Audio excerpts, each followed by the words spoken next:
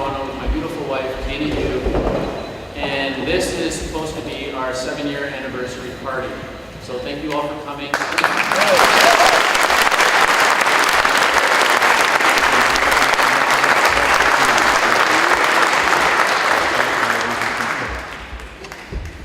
I apologize that there's no cake or coffee, but we can't eat in the room.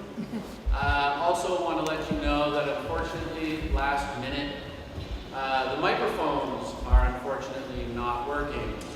So I know that everybody in the room can hear me now because I was here earlier in the week and we were yelling at each other from here to the top. So there shouldn't really be too much of an issue.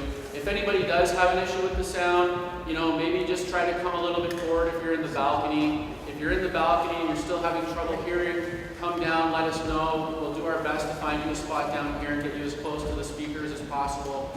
But really, it's above and beyond my control at this point. So we're just going to do the best that we can. The audio technician is going to be working on it in the interim, trying to get everything resolved so that hopefully at some point we can get the microphone back on. But again, we're just going to deal with what we can do. So today we're here to discuss a very important topic, mind control. I'm sure all of you guys have seen and heard about it in various movies, online clips, great spy novels, things like that. And it exists on many various different levels. You have people who are programmed to be spies, assassins. You have people that are subject to subversion through music and media. So it really has permeated into every last facet, nook and cranny of our social culture. And we're all subject to it, whether or not we would like to admit it. Coming to talks like this and becoming aware of various tactics that the powers that be utilize in order to shape and steer public consciousness is probably the first and foremost important tool in being able to combat it. So today we have an individual here who has actually suffered through some ridiculous trauma. Her story is absolutely compelling. She's a survivor of MKUltra and Project Monarch. Her rescuer is also here. And in addition to that, we have an individual who was kind enough to lend herself to the event to add some additional perspective. So we have Cathy O'Brien, who is the MKUltra survivor. We have Mark Phillips, who is her rescuer. And we have television legend Roseanne Barr, who will also be talking about dissociative identity disorder, how she's been dealing with it and recovering from it, what she's been subject to, and she'll probably mention, how Hollywood utilizes various tactics and techniques. And it's going to be a very interesting talk. A lot of paradigms will be challenged, a lot of things that you might hear might sort of question your belief system, but that's sort of the catalyst and the fire that we're hoping to put under you guys so that when you go home, you can spend some additional time looking into these subjects and looking into this information and verify it on your own. Don't believe what I'm saying. Don't believe what they're saying. Do the fact checking and the research for yourself and come to your own conclusions. So without any further ado, it's unbelievable to have her here taking part in this discussion. She's a producer, she's a writer, she's an actress, she's a comedian, she's a presidential nominee, she's a strong supporter of the medical marijuana community. She helps out with We Are Change. She's done stuff with Occupy. She's got an organization where she helps abused children. Without any further ado, please give an absolutely heartwarming welcome for Roseanne Barr.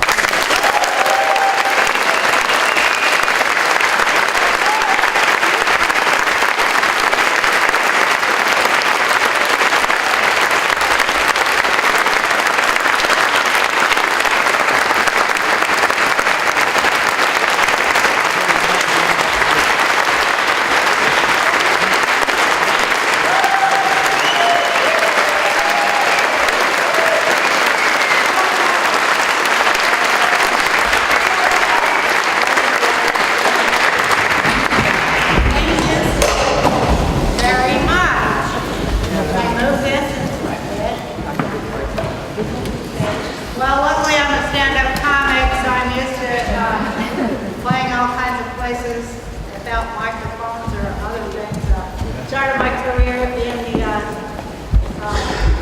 mosh pit of a punk club no microphone in 1980, so this won't throw me off. Thank you very much for coming, and thank you to this church that has given us the space and the place to what might be a first to speak truth in a church. I'm very excited.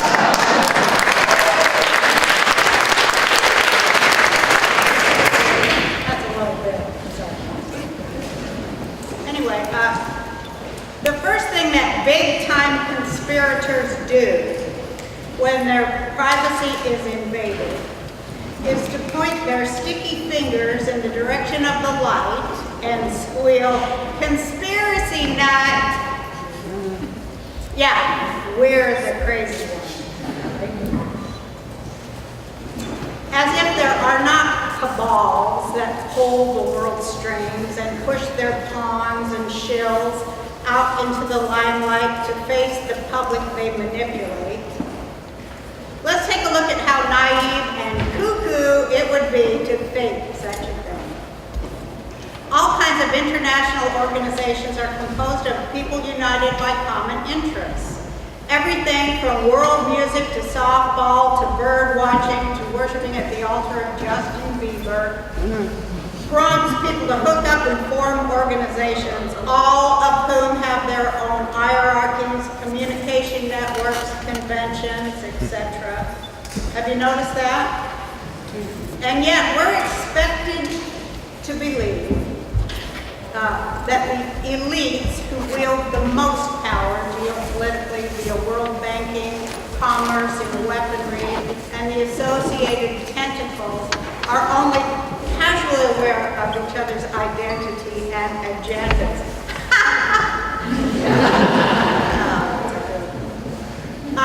You don't really have, you'd have to be a conspiracy nut to not buy that idea, wouldn't you?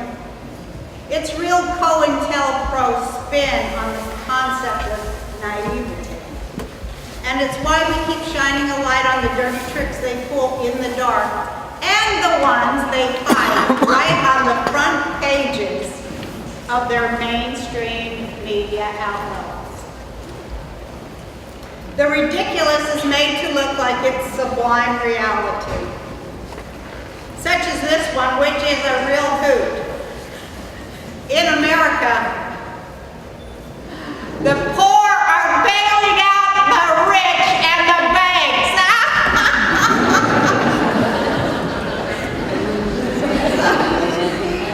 You can't make this shit up, folks.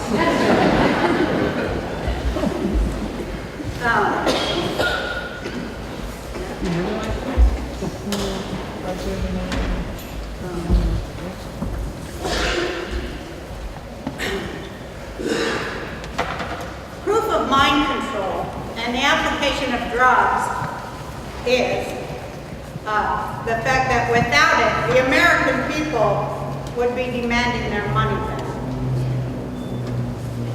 Let's not kid ourselves about where most Americans get their information. That's Fox News.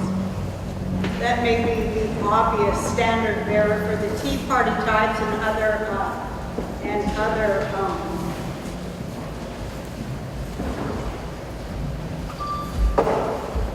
this is really hard. I just got this thing out. And other useful idiots.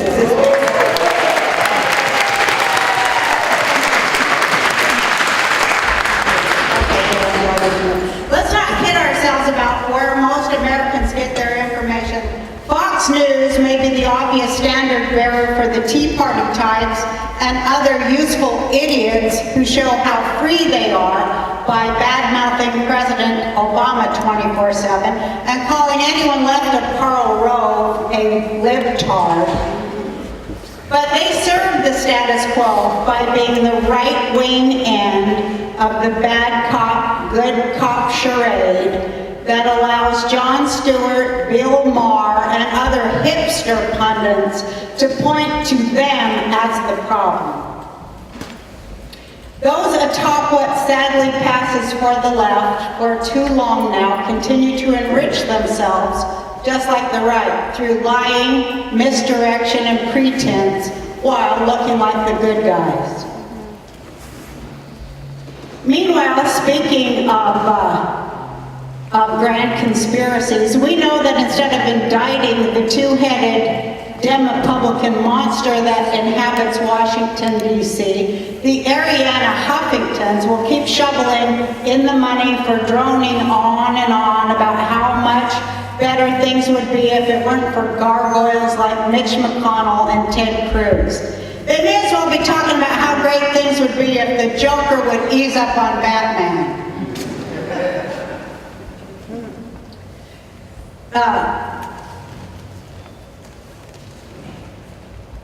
Speaking of naivete, here's another way that the concept gets a little distorted in the hall of mirrors in which we find ourselves when we lift the veil woven by corporatist media and good old-fashioned dominant culture values.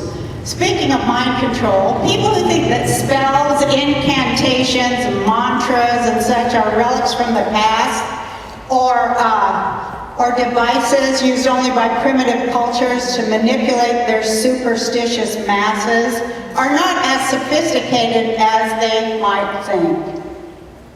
Those are not things from a bygone age. They are ingrained in the fabric of our present-day world culture and are mainstays of political persuasion and the churning world of commerce, which is a nicer way of saying the unquestioning nationalist, consumerist mindset that drives the lemming-like parade and charade that comprises most of our lives. We may stop being required to recite the Pledge of Allegiance when we leave high school, but we never really escape the onslaught of bumper sticker-ish rhetoric that's designed to keep us in line. We may as well call it a spell. I'm talking about the widely held belief, in the U.S., that the U.S. is the world's foremost bastion of freedom, decency, and honor. And any who don't swallow that idea, much less stand against it, are terrorists. Whistleblowers are seen as traitors who aid and abet the enemy who, as George W. Bush conveniently explained, is anyone who is not for his policies. Pretty convenient, isn't it? And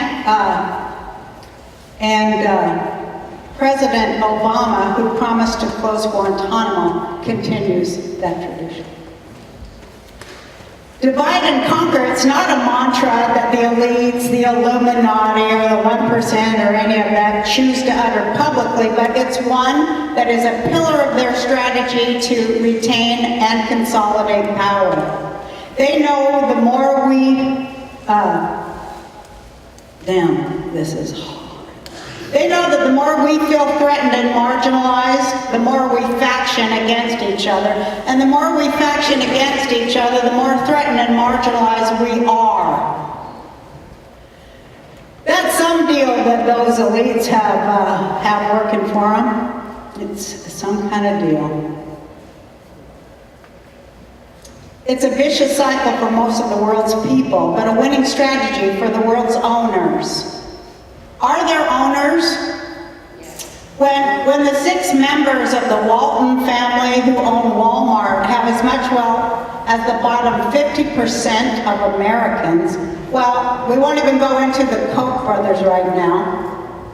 Let's just say they're happy that they've managed to herd Americans into 2 camps labeled conservative and liberal or progressive, and that they can use the resulting gridlock to paralyze the public while they continue to bust unions, attack women's reproductive rights, and also the fight for equal pay in the workplace. George Washington said he feared the day might come when a couple of powerful political parties might own the United States government. Well, it didn't take long, did it? My own candidacy proved how much the Coke versus Pepsi system fears any difference, any kind of an alternative. But we won't roll over because surrender is not an option. The greedy, paranoid control freaks who are pulling their wagons in a circle and trying to tighten the noose around what is left of our freedoms must be fought on every level, and that is what we will do. I ask you, what else is worth doing?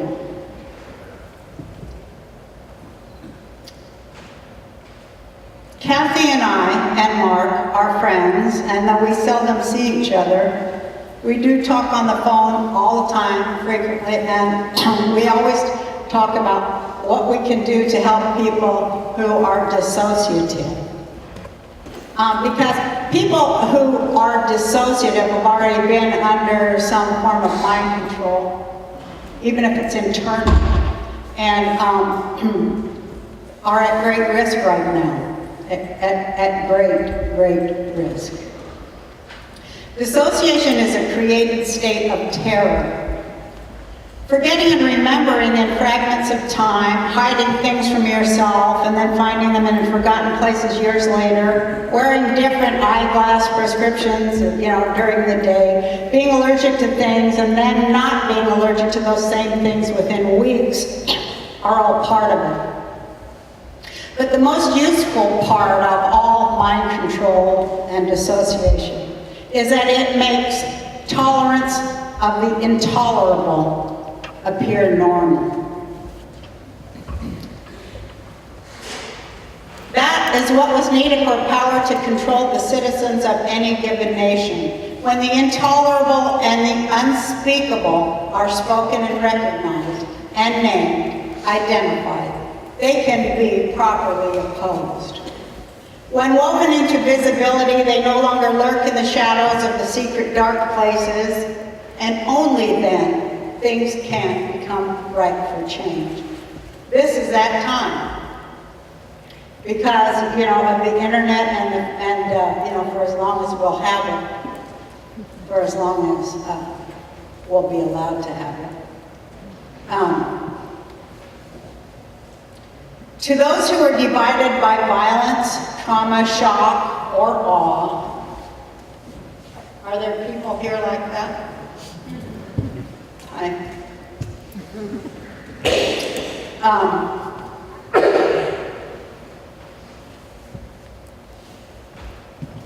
For my sake and yours, anybody who is divided at all or has PTSD, or any kind of stuff like that, internal conflict. Thank God we have, and I say God, thank God we have marijuana.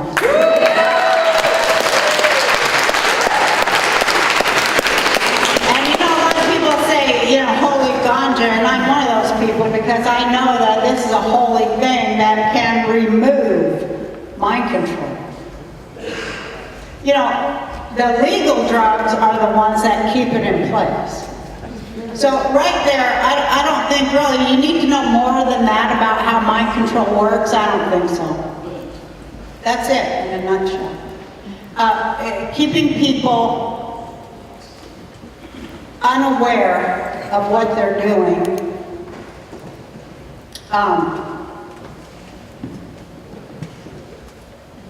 helps you respond to panic programming.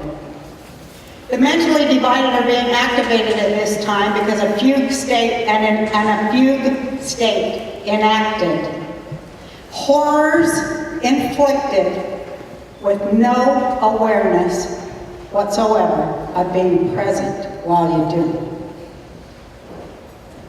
Writing down what you feel is the key, an easy key to unlock the prison doors of mind control. Especially like if you smoke a joint and then write. That is a revolution. That's two revolutionary acts in a time of complete and utter bullshit, lies. I don't really know what people are expecting me to talk about today. I know that I talked about mind control in Hollywood and all that stuff, which I would say something about. Mark knows far more than I do, and he'll probably be talking about it too, right? People who are in show business generally are people who, you know, have a great need to be loved and accepted and perform and to get love and, you know, positive feedback back from it. That's what drives most artists and stuff. So they're very, very sensitive people, and what, you know, sensitive people are like lights for moths and vampires and zombies and perverts. The more creative you are, the more sensitive you are, the more you really, really need to be able to employ some sort of self-protection, so that not just always accepting things, because that is part of being a survivor of mind control too, is that you using all of that new age stuff, which is the same crap as the old age stuff. You know, people, it drives me crazy sometimes as people are like, oh, I'm so forgiving and loving, I'm so wonderfully pacifist, loving and forgiving, and everything is wonderful, and we're all, well, you know, it's just bullshit. It's bullshit. And it's harmful, horrible, negative, murderous bullshit about it. Because it keeps people from getting up off their butts and, you know, joining in the fight. And all that positive thinking stuff is what victims do. And so if you are a victim of any kind of stuff like that, the best thing you could do for yourself today is to stop talking about forgiveness. Please do that, just for me, for just today. Maybe it's time that we're together. Please stop talking about forgiveness until genocide in Canada ends, or something like that, you know, of the native tribes of Canada. I don't know more. Please stop talking about how wonderful and positive things are turning out, because they're not. And, you know, talk about what's real and what's really happening in the in the darkest, most secret of places. When you talk about it, you're exposing it to light, and it mutates. In my life, I did heal from multiple personality disorder. I'm about as integrated as somebody like me is ever going to get.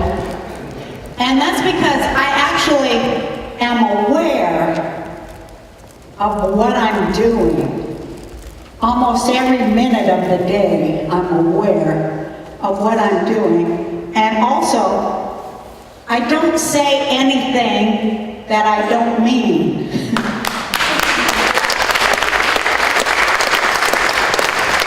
And also, if I don't believe it's true, I am not going to do it. Because I won't divide against myself like that anymore. I lived a lifetime like that.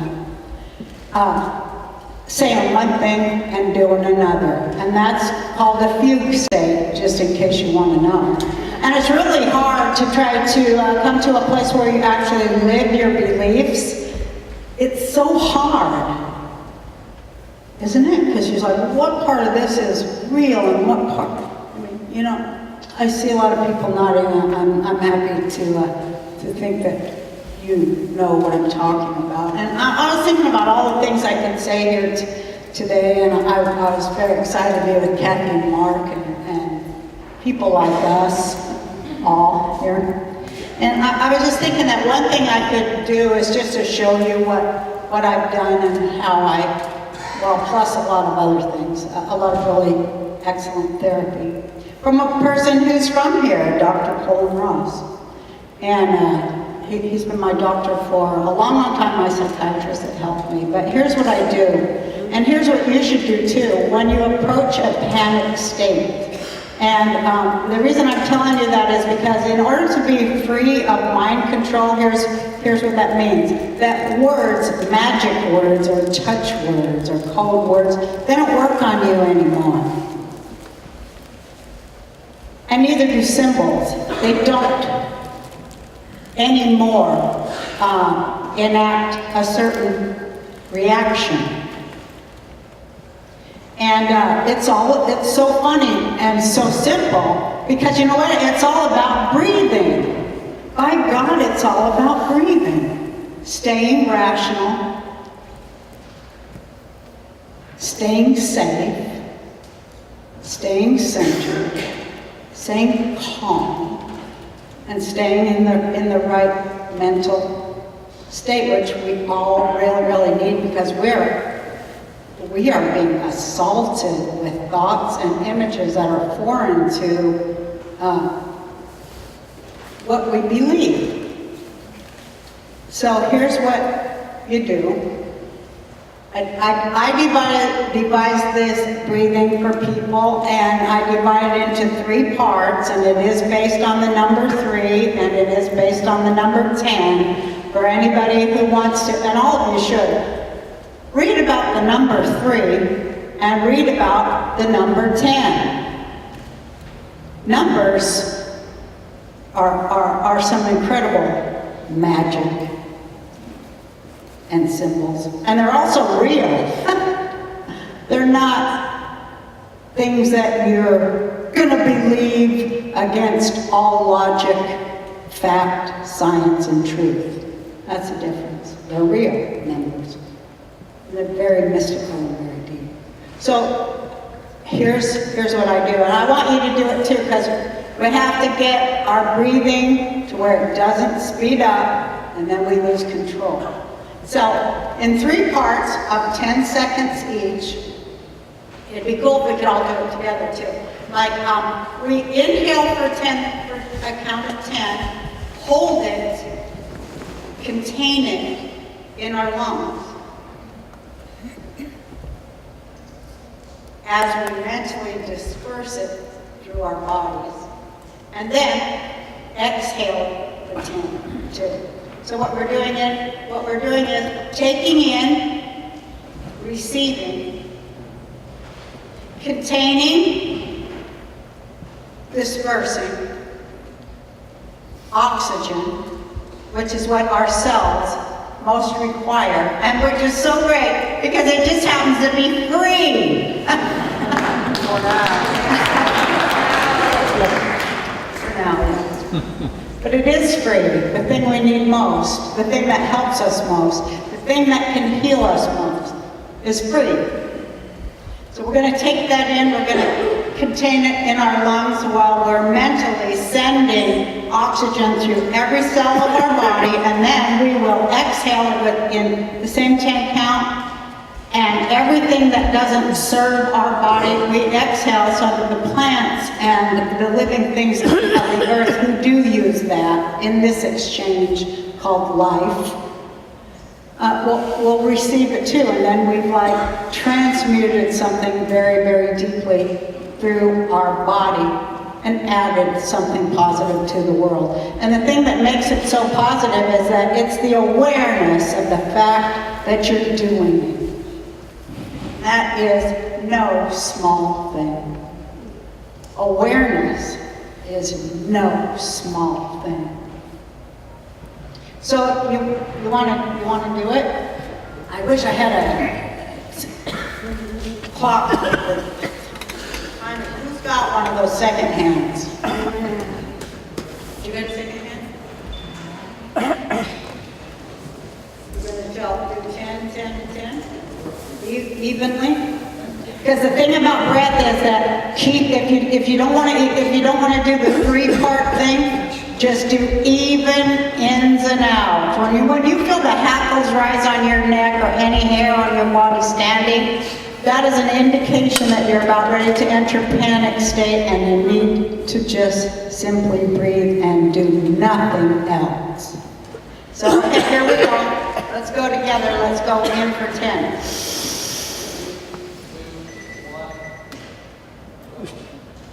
Let's contain and send it.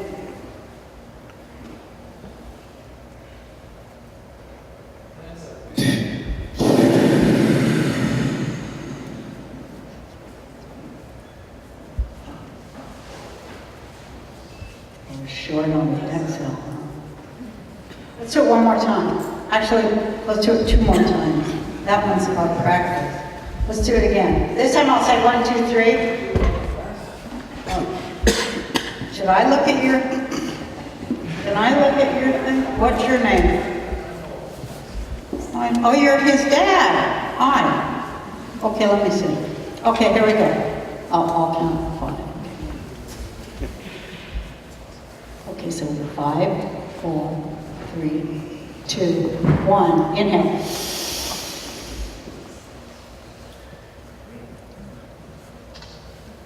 Hold.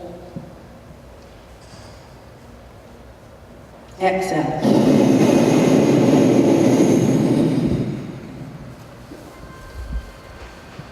One more time, and then it will have become part of your memory bank, whether you know it or not, and always be there. And it also become part of the group memory bank. One more time, okay? I'm going to count down. 2, 1. Hold.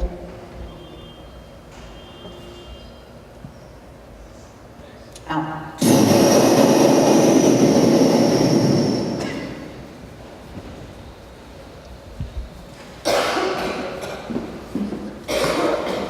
Okay, so it's already happened to you, and good luck. Take it easy.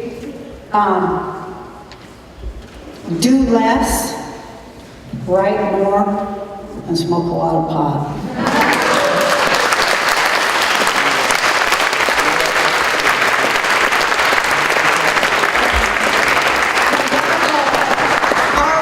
Is not just self-synthesis, but synthesis with other people of like mind so that we can together stop factioning against each other and unite and, rise to the thing we were put here on earth to do, which is to make everything right and do it the right way. And I do believe that's coming. And I'm going to now introduce a person who knows way more than me about all this stuff and is a fantastic and brilliant human being who also went through quite a lot in his life. And I'm thrilled to know you, Mark, and I'm thrilled to bring him up for you guys to hear him, Mark Phillips.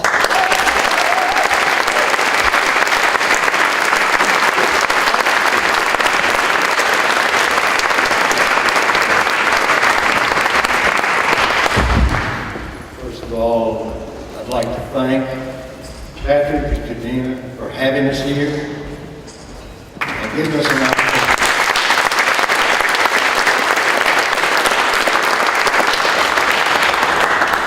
We're here because we felt that we should be, and because it's our 2nd anniversary.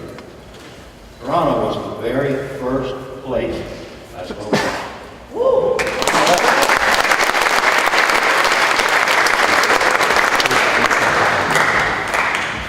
What you're going to hear is almost a story that none of you would like to relate to. I'd like for none of you to believe it because it's so horrible. I'd like everyone in this room to look further and research everything that you hear, because the stuff I'm going to tell you is going to be classified. I'm a foreign intelligence officer with the Central Intelligence Agency and some other agencies. There's about 14 of them now. There's about 7 of them then. The stuff I'm going to tell you about is right in your face, just like Roseanne said. That's kept secret. And I practice that in my own home.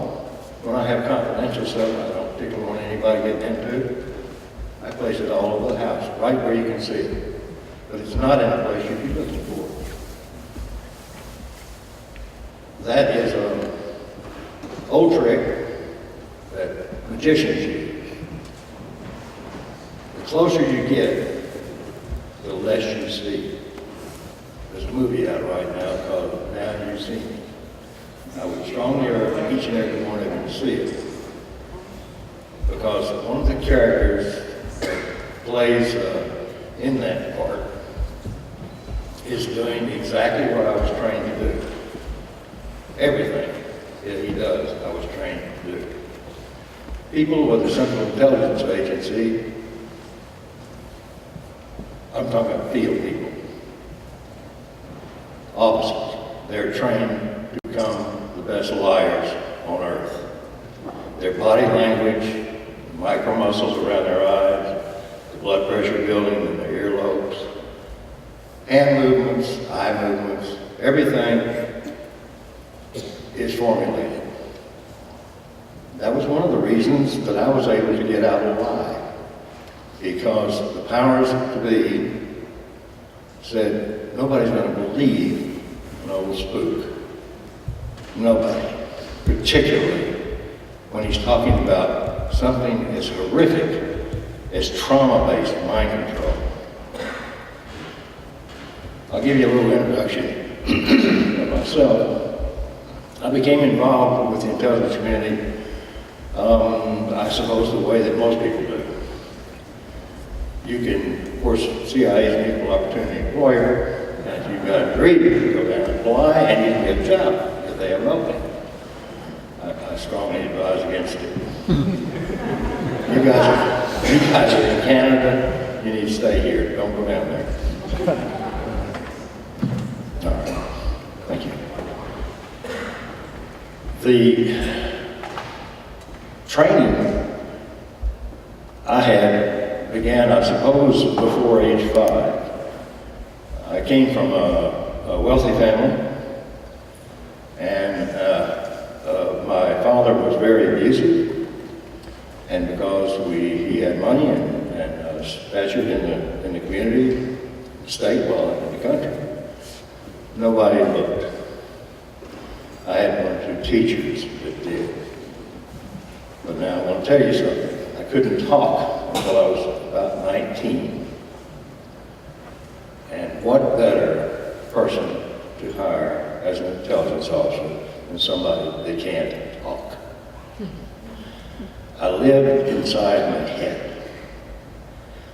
I learned how to read people. And I was being prepared my whole life and never knew it. My father had no concept that I would be drafted. Well, I was drafted into the military during Vietnam. And when I went down to get my final papers and go through my physical, there were about 3,000 or 4,000 guys in this one huge aviation hangar in Montgomery, Alabama. I moved my draft board around from state to state. Alabama was the last state. So that was the end of the road for me. I'm from Tennessee. They called out my name, and you could have heard a pin drop, and everybody was looking around. They said, would Margaret Phillips please come to the front of the room? And I knew that I was in trouble. Then they said, would Margaret Ewing Phillips please come to the front of the room? But I got up, and it's the biggest mass laughter I've ever heard in my life. 3,000 guys just screaming with laughter. And I was embarrassed, you can imagine. And I went into this room, a bunch of military brass, and guys with suits sitting around a big long table. And the military brass told me, they said, you're not suitable for this man's army. How do you feel about that? Fine. And he said, do you not feel any allegiances or something to that effect to your country? But he said, you're going to see these guys. They've got a job for you. And I looked at them, they looked like businessmen. Very somber, but they looked like businessmen to me. So one of them pulled me to the side. He said, this is an old Hollywood trick, but don't call us, we'll call you. And he handed me a business card. And it said Defense Intelligence Agency. I thought, these guys are really idiots. They think I'm intelligent. Somebody's mixed it up, and I'm just hoping the war will be over before they find out. Well, I went home, and nothing happened. And so I was driving a tow motor for the Grinnell Corporation until I drove one off the side, and it went down, and I jumped off, and it landed on railroad tracks and cost the company a lot of money. And so I started job hunting. And I made up my own resume, and you would have thought that I just had graduated a Rhodes Scholar. I thought, I can't be in any more trouble than I am right now because I have no money, I have nothing. Make a long story short, the first job interview that I had, I got. I'd gone in to see a recruiter that someone, I can't recall who, even if I knew it was, I probably didn't, told me to go see. I went and saw her, and she was looked as though she was expecting me. And she told me, she said, first of all, we need to work with you and where your communication skills are better. Your stuttering is terrible. Yeah, it had improved a little bit. I'd seen a speech therapist before that. And I think I was 20 at the time. She said, what would you like to do?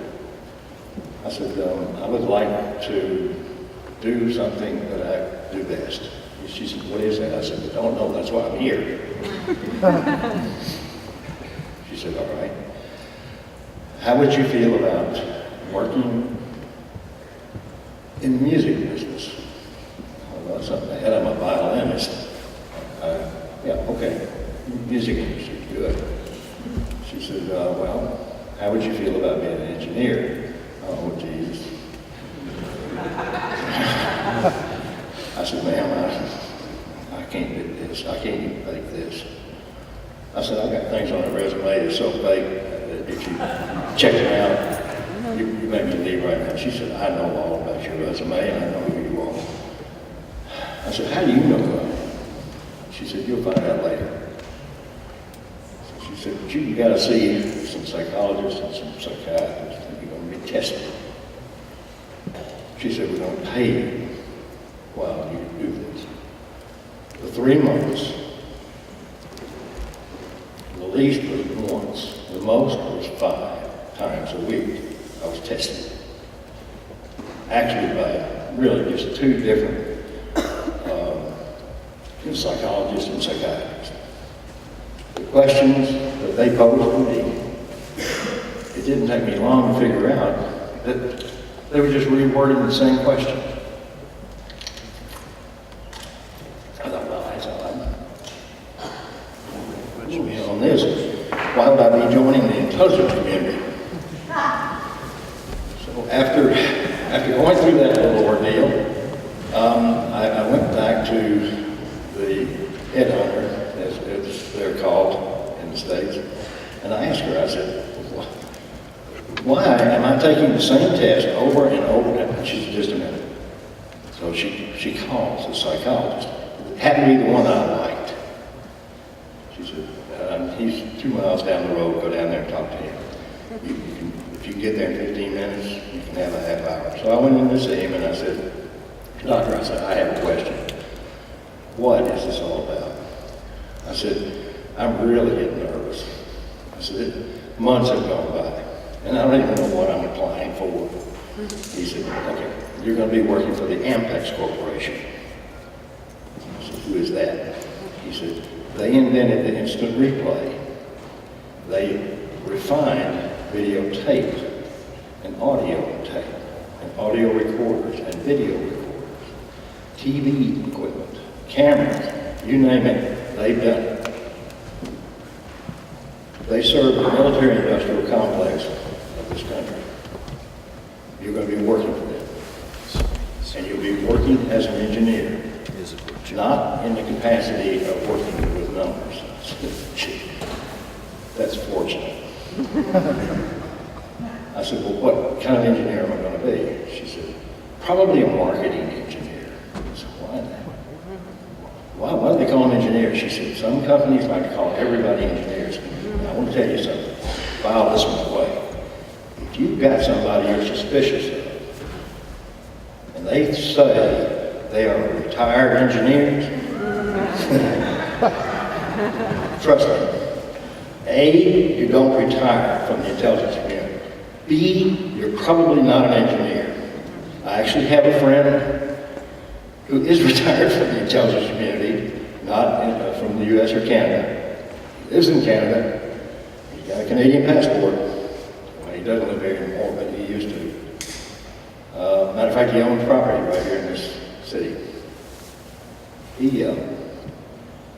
He's indeed retired. But he never saw the stuff I saw, because what they told me was, they said, you're going to get to live your life's dream. I said, what's that? They said, you were interested in becoming a doctor to learn more about how you could help your mother.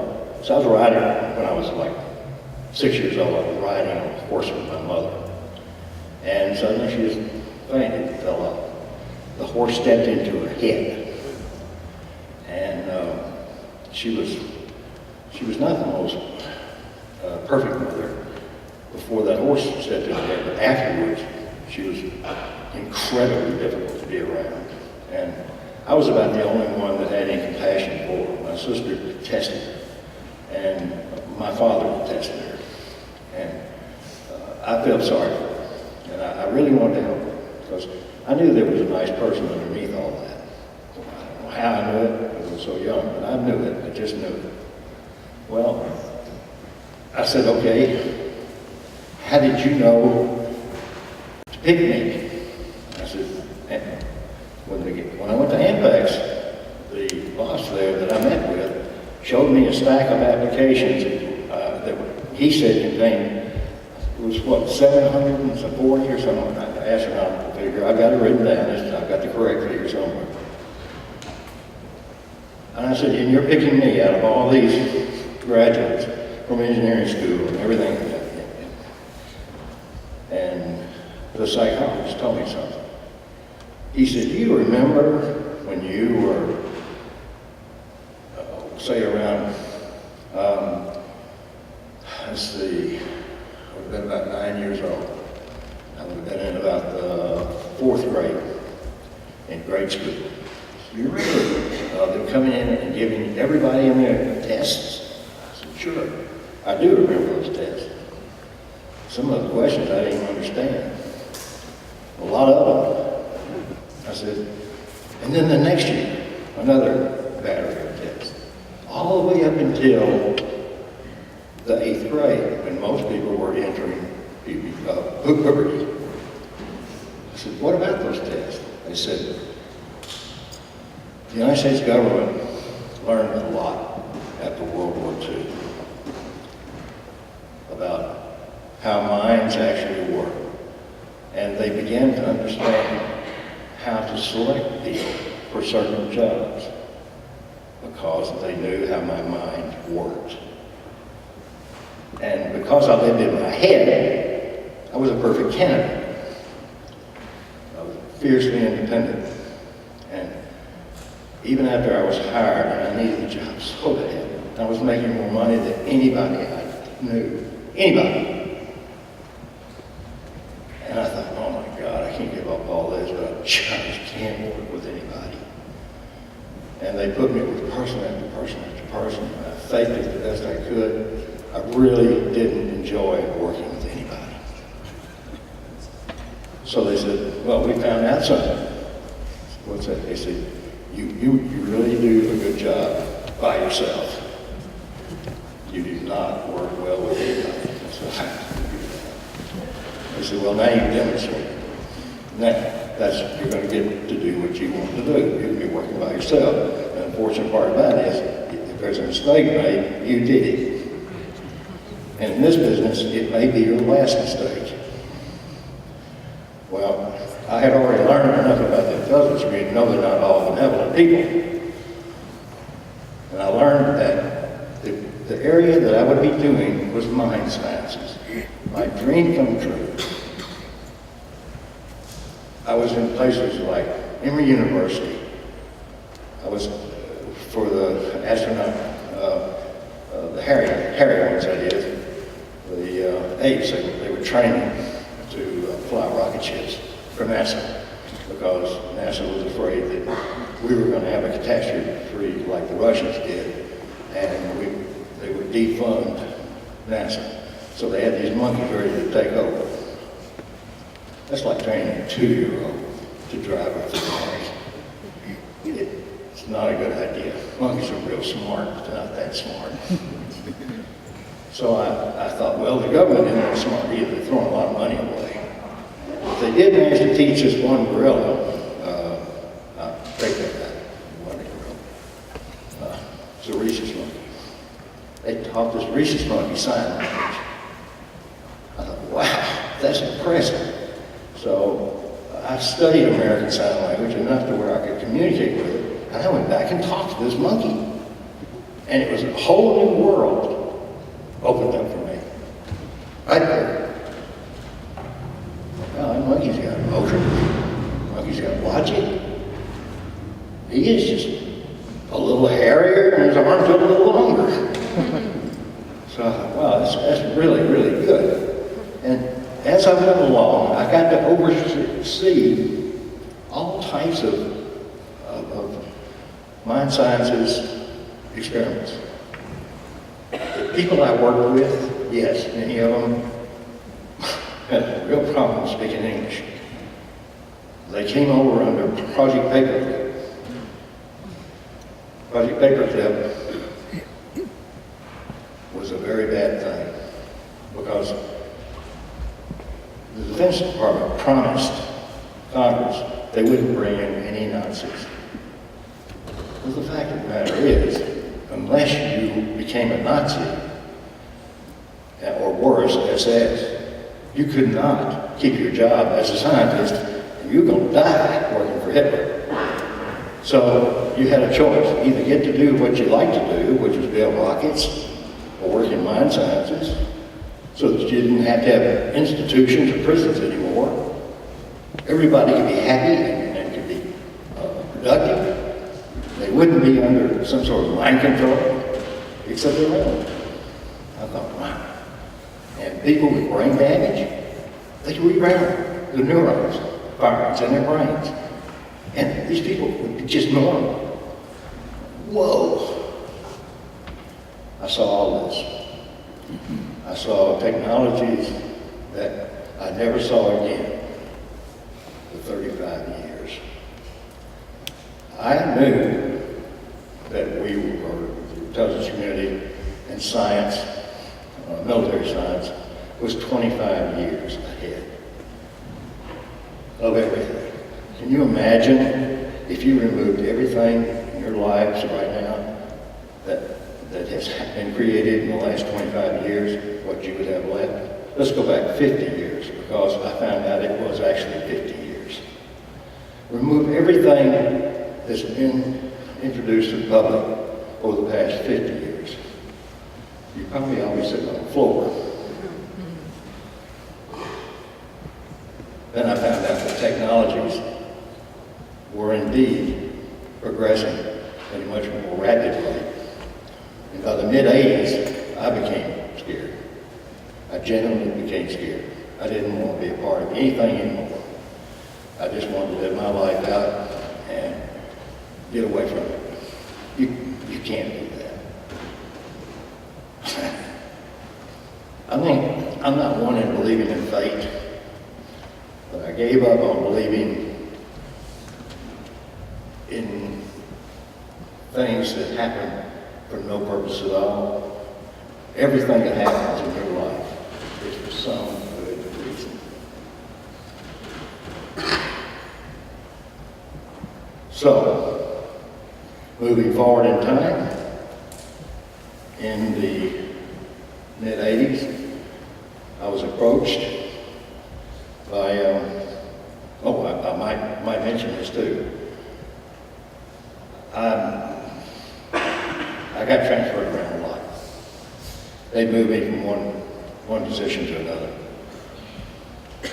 I was vice president for 2 different airlines, and both of them were formed by former Air America executives and pilots. Some of them came from Evergreen Aviation. These names you can look up. And by the way, if you look up Project Paperclip, you'll find me, my job description, a Washington correspondent that wrote a book about it. And I was a bad guy. I wasn't a bad guy. I'm not just saying that like a prisoner. I'm telling you, everything was so compartmentalized, I had no idea what was going on. I didn't know that I was still working for the CIA. Capital International Airways. My God. I look on my cap, it says CIA. I thought, man, I gotta be an idiot. But the one thing that followed me throughout my working career was my employee number. Everywhere I went, and I still have my old employee records. They didn't get them all. Everywhere I went, I got an employee card and a ramp card. Because in aviation, you've got to have a ramp ID in order to get out of the ramp with a plane somewhere. I had a number. My employee number was impossible because I went to work for Amex, and my employee number was 008. I thought, well, this is going to be really funny. And it was. The people that worked in accounting, when my paycheck got messed up, got misdirected or something, they said, we should get that number. I said, I've always had it. And they'd always look at me like I had lobsters crawling out of my ears. Fact was, that was their joke and not mine. Fact is, I was in situations that brought Albert Broccoli into my office when I was working for Cathy. He flew his Grumman across the pond and went to see my boss. My boss called me in. He said, I want you to meet a friend of mine. Okay. Heavy-set fellow, little fellow. He said, this is Albert Broccoli. What a name. And he said, do you know me? I said, no, sir. I do not. He said, have you ever seen the James Bond movie? I said, no, sir, not. And my boss was, he wanted me to lie. I didn't lie because, somebody asked you if you saw a movie? Okay. Well, he asked me questions, not about what I do, but what would I do if? And it wasn't until probably a decade and a half later that I saw a James Bond film, and I saw what I did, what I told him that I would do if I was in that situation. I saw it exactly. Well, I'll be damned. I'll be damned. I couldn't believe it. At that point, I knew that I really was getting to see something that maybe most folks didn't get to see. And everything I had was dependent upon my performance, much like an entertainer. Roseanne Barr is one of the dearest friends we have, and we don't have many friends, for their sake and for ours. We live very much like two recluses. We travel the world. And once in a while, Cathy will meet somebody on the internet, or she'll meet them somewhere. She's known Cadena and Patrick for 7 years. I didn't even know their names. But she'd been dealing with them and working with them for 7 years. And she said, Mark, I really would like for you to meet him. And I never knew she was talking about this, because I had sworn off any more public presentations. Part was, though, that the information needs to be out. And now we're in the second and maybe even the third generation of people that we're talking.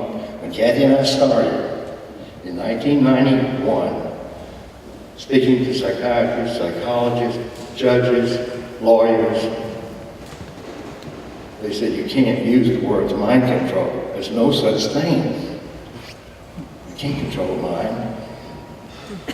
Wait a minute.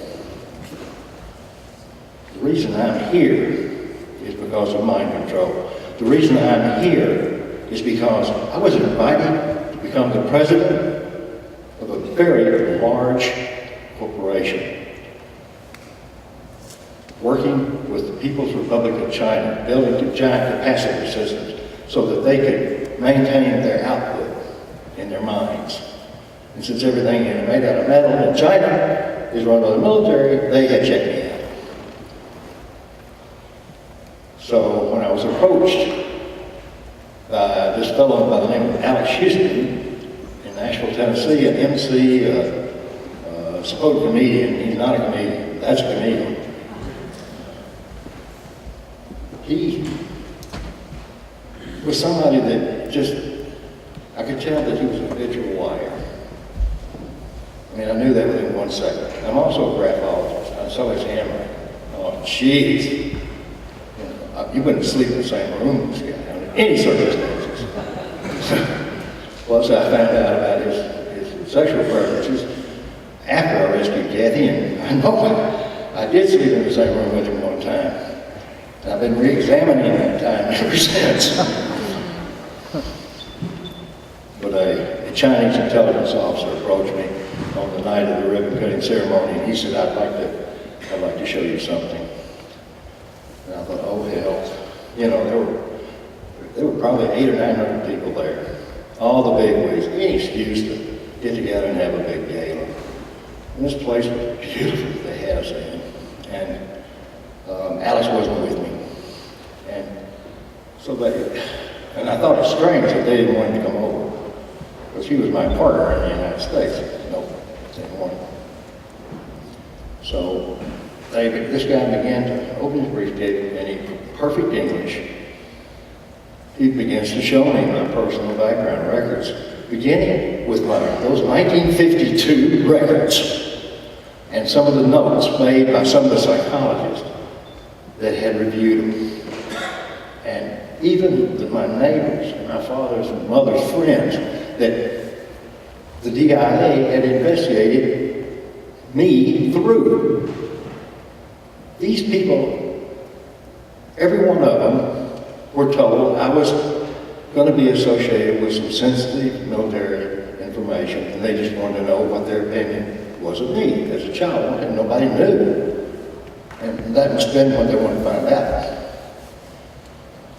Because when I found out that they knew everything, I knew that my business there was finished, because I was going to go straight back and report to the Department of State that a national security breach of major proportions had just occurred. And I had actually recorded part of it with a recorder I had in my pocket. So, and I had some pictures. When I got back home, I called in the report. I must say this. He went on to show me some pictures of Alex Houston having sex with small boys in Haiti. And he went and showed me other pictures, equally as graphic, of him with little children. It was enough to make you puke, particularly when you didn't know anything about pedophilia. I mean, that was a subject in psychology that I had no interest in. Unfortunately, I wish I'd studied it, but I didn't know anybody. It was a pedophile. Well, that's because they don't have a P written on them. They're everywhere. But I didn't know that the Chinese intelligence officer was telling me the truth when he said, Mr. Houston is involved in child and adult pornography. He's involved in child and adult prostitution. money laundering for the CIA, and he's into drug distribution with some drug lords out of Central, South America, Mexico, and Cuba. Well, I know something like that. I got an essay I can talk to you about that. It's called Operation Watchtower. Record that one in your head, because it came out.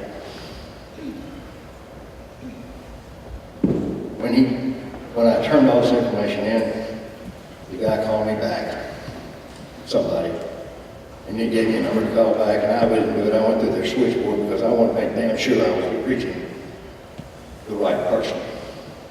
And this person was calling me from the Pentagon. And I asked somebody about the name. They said, yes, that really is this person's name. I said, well, they told me that nothing ever happened. Forget about it. Just do what the Chinese ask you to do and buy the guy out. Walk away from him more.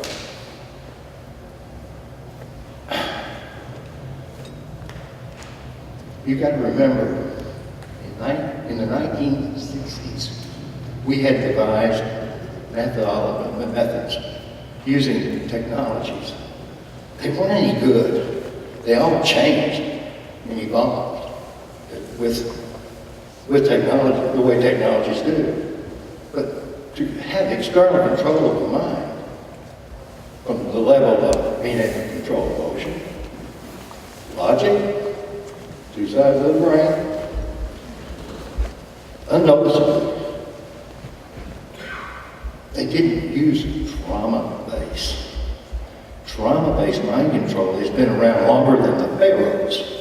It goes back thousands of years. There are French caves that have pictographs.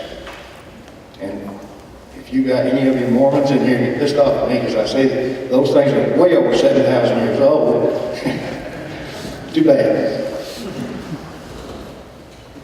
There's one in particular that completely outlines, step, exactly how to take external control of the mind using trauma. That's how long it's been around. It takes a complete psychopath to use trauma to control another person's mind. To persuade somebody to do something that might benefit them and certainly benefit you, might do it. Every person in this room lies every day. Every person in here, not one of you is not, if one of you stands up and said, I don't lie, I haven't lied today, you just lied.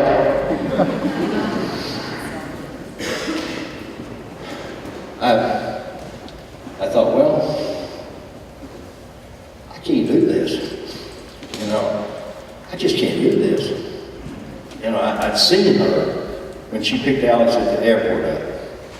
And she looked like she was dressed kind of like a 60s prostitute or 50s prostitute. Just disgusting. And I had friends, everybody knew me. That's how Alex Houston found me, was my picture was plastered in the newspaper all the time in the business section. I worked for the Department of State, traveling tourism. My face was plastered all over everything. So he felt like that I would have been the best candidate for him to get him into the capacity rooms with the Chinese. It was his idea, and I did it. And then I found out about him, and I came back, and I couldn't walk away from what I knew. So I went to a place of mind control programming, a military base, just outside of Nashville. And it was one that I had worked there. I'd seen stuff done, not bad stuff. You know, I never saw anybody being tortured. Ever. I never saw high voltage being used. Not one time. Drugs, hypnosis, yes, tons of it. Not torture. And I see Dick Cheney sitting up there saying, we got guns from Guantanamo so we can torture these people, get their secrets. You don't get secrets torturing anybody. You are putting information in their heads. You're not taking it out.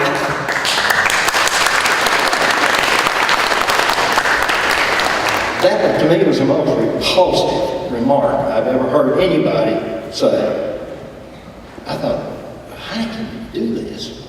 You don't have a heart. I was right.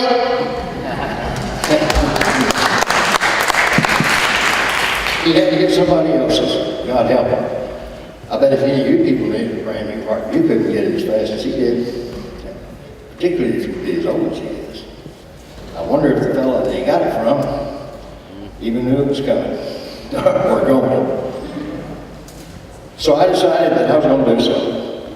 I called up my business partner in Hong Kong, and I told him, I said, look, I've got a big problem. Big problem. I said, they had just left. They'd come to Nashville. We'd met my lawyers and theirs, and I had gotten Houston out, taken his stock, and handed it over to myself and to them. I had 51%, they had 49%. Mine. Okay, moving forward. I said, I'm going to have to do something, so I went to a military base just northwest of Nashville, right on the Kentucky line, 101st Airborne. And I talked to a couple of guys who met me off base. I didn't like them, I just knew that they knew what was going on, and I told them that I had run into this.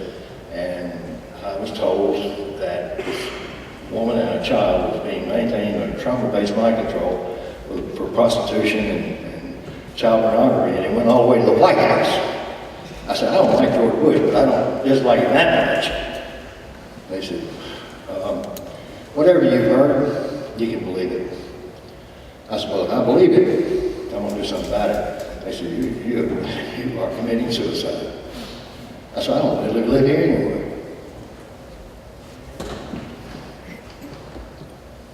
I don't think any one of you, if you had been armed with the information and knowledge that I had, and with the friends that I had, I mean, good people in both the U.S. House and the Senate, and in the Pentagon, and in several intelligence communities, both U.S. and foreign. If you'd had those connections, you would have done exactly what I did. I had $2.2 million that I earned, hard work, and saved, paid taxes on, that was taken from me the day after I rescued her and her daughter. You're the man.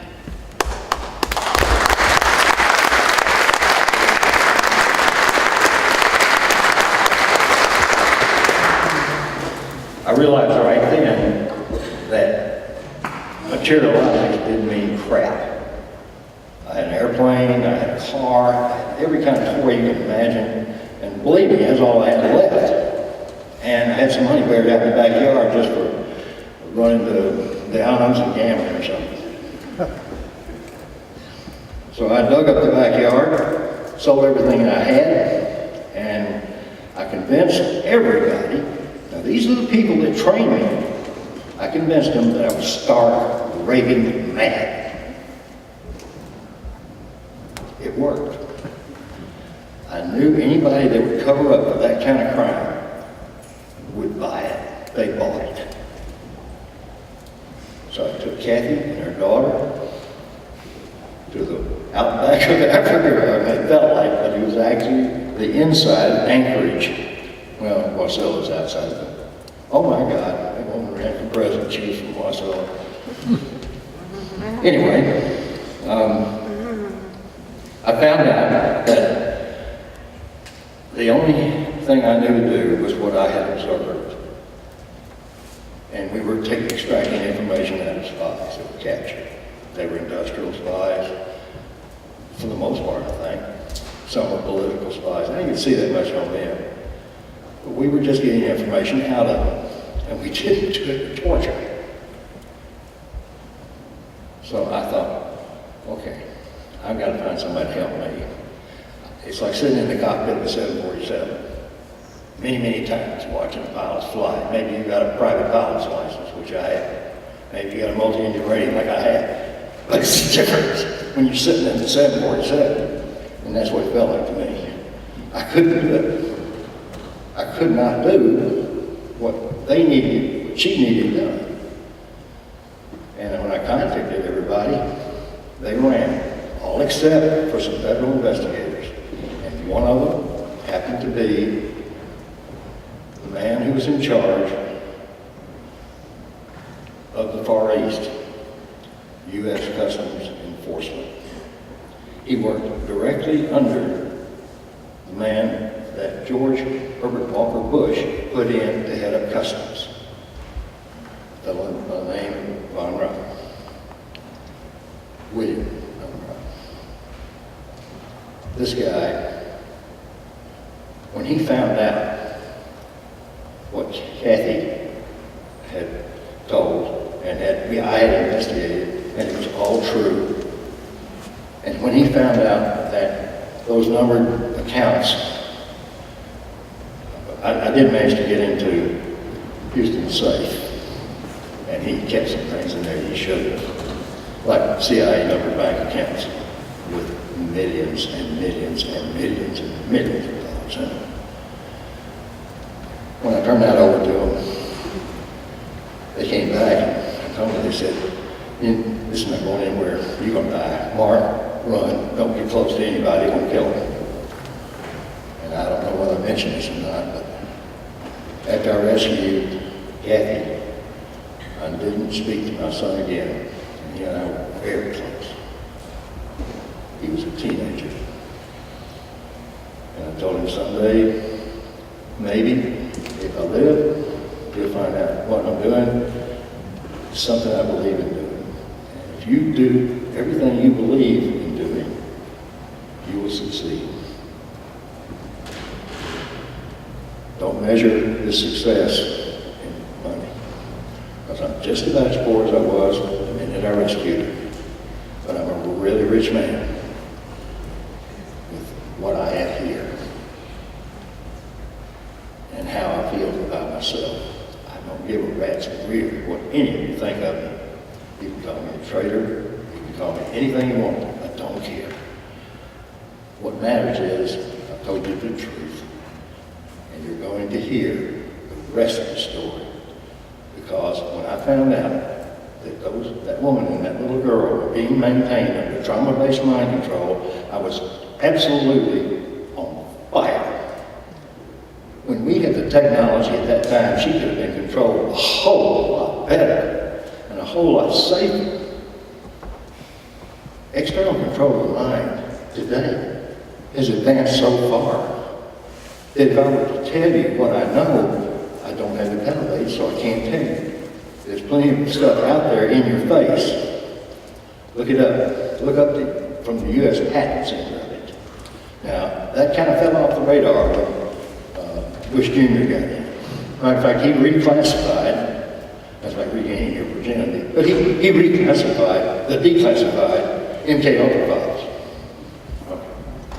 Well, there's 17,000 files, I don't know how many thousand pages. I'll be happy to, for postage and the cost of a CD, I'll mail you one. Or I'm sure that you can find one with Patrick.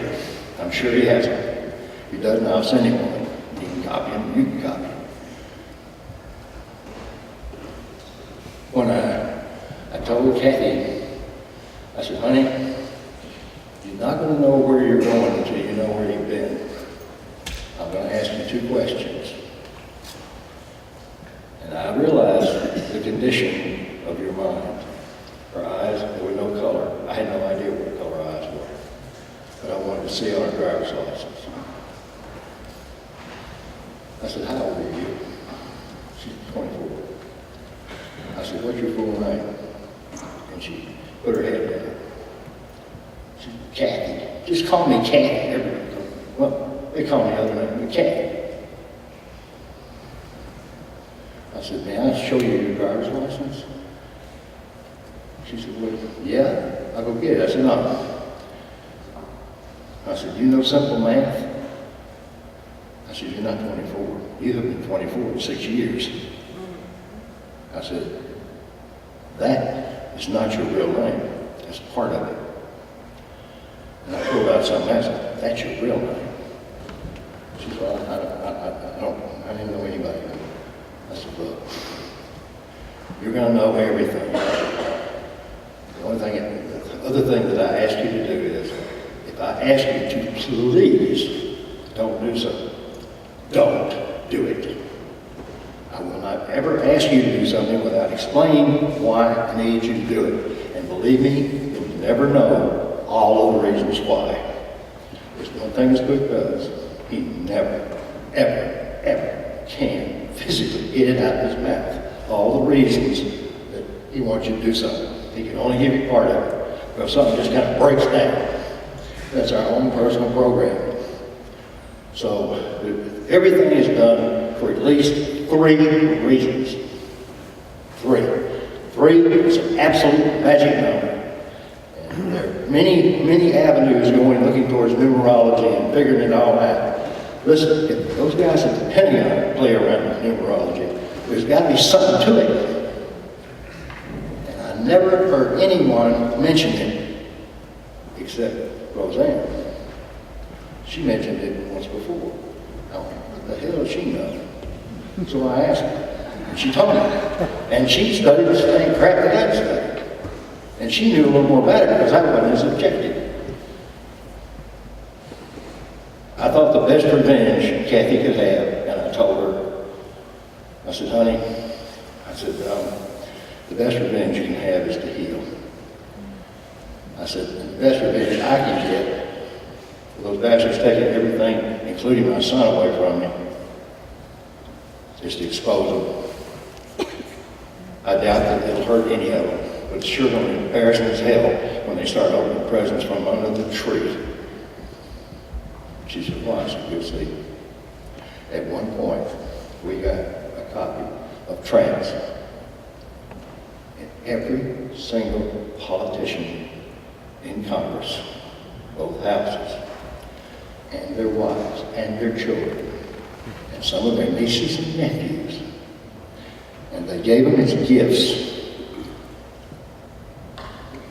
to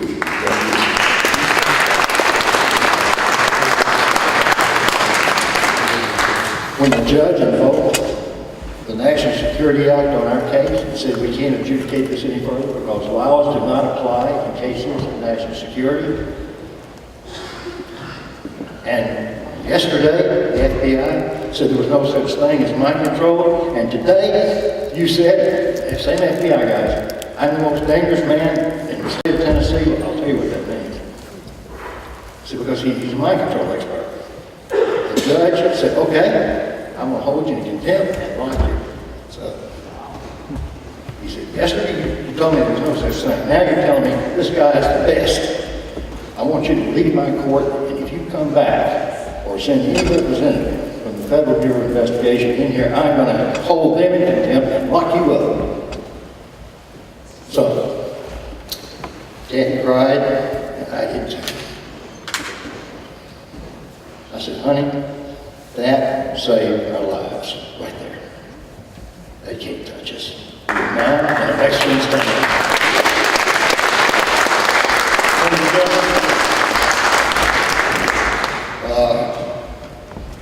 It's not the Stockholm syndrome. That's when you fall in love with your captor or whatever. Or you fall in love with somebody who's getting you in a hell of a lot of trouble. It's not the Bonnie and Clyde syndrome. There is no such thing. Love grows. And what I was given was the best of all. I'd like her to tell you what happened to her and who did it. And I would like for each one of you to look further and know that some of the things that I told you tonight are just tips of the iceberg, but I'm hoping I hit enough of them. And I'm hoping that some of you all in there will take this information and share it with somebody else that you love.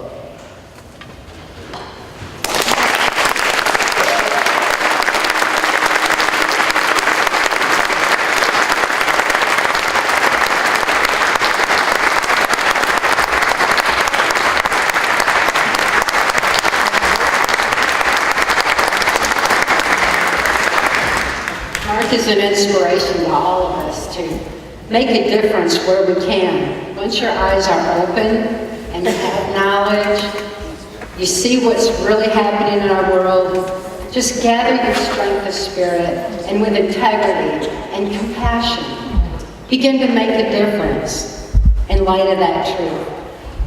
I'm certainly fortunate, we're all fortunate, that Mark found his voice and was able to speak out and bring so much truth to light. What he learned in mind sciences is exactly what freed my mind. And the criminals that are in control of the U.S. government, that are in control of our world today, never believed that someone like Mark Phillips would take the information on mind control and use it to free a mind instead of restore one. They never counted on someone like Mark Phillips to be able to stand up and speak, someone who had been trained into secrecy, someone who couldn't speak from such an early age, to find his voice and start speaking out globally and raising awareness for 25 years now. Awareness is the first step towards positive, necessary change. We've met a lot of people while we've been traveling, and Roseanne is just one wonderful, delightful friend we found along the way. We met in 2009 when we were speaking in Hollywood, right in the pit of Hollywood there. Reaching out to help those that had been affected by mind control, and also to raise awareness on solutions on how to heal from mind control, how to expand thinking beyond the controlled medias.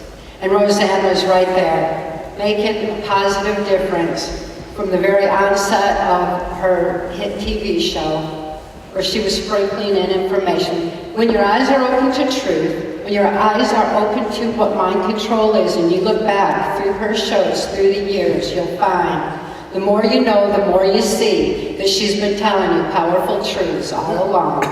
Even through the controlled media, she was sneaking it in there through humor, and she's done a phenomenal job. 25 years later, this is Roseanne's 25th anniversary of having been on television and getting this information out there. We get to share this opportunity here to bring truth to light and raise awareness together once again. In 2009 when we did it with Dr. Colin Ross. Dr. Colin Ross is from this area. Some of you may have heard him speak. He's a leader in mental health, making a powerful difference in helping good people like Roseanne and so many others heal. And also to show how much the military is being controlled and how much militaries worldwide need the truth that makes them free. Roseanne, thank you for helping get this information out for 25 years. It's a happy anniversary. People should, once your eyes are open to truth, once you begin to see what's really happening in our world, you'll find that mind control is the common thread that's weaving through society's woes. Mind control is a sliding scale from information control in the medias to the kind of absolute robotic mind control that I experienced on a White House Pentagon level. Information control is a very powerful form of mind control because it's kept people in the dark for generations now. The media has become so violent, it just pits people against each other. It acts like, teaches us that differences are something to war over instead of learn from. The media has been giving us misinformation, and we all formulate our thoughts, our opinions, and ultimately our actions based on what we need, on what we know. And what we need to know is that knowledge base has been altered. We need to reach out to alternative medias, such as conspiracy culture. Thank you, Janine and Patrick,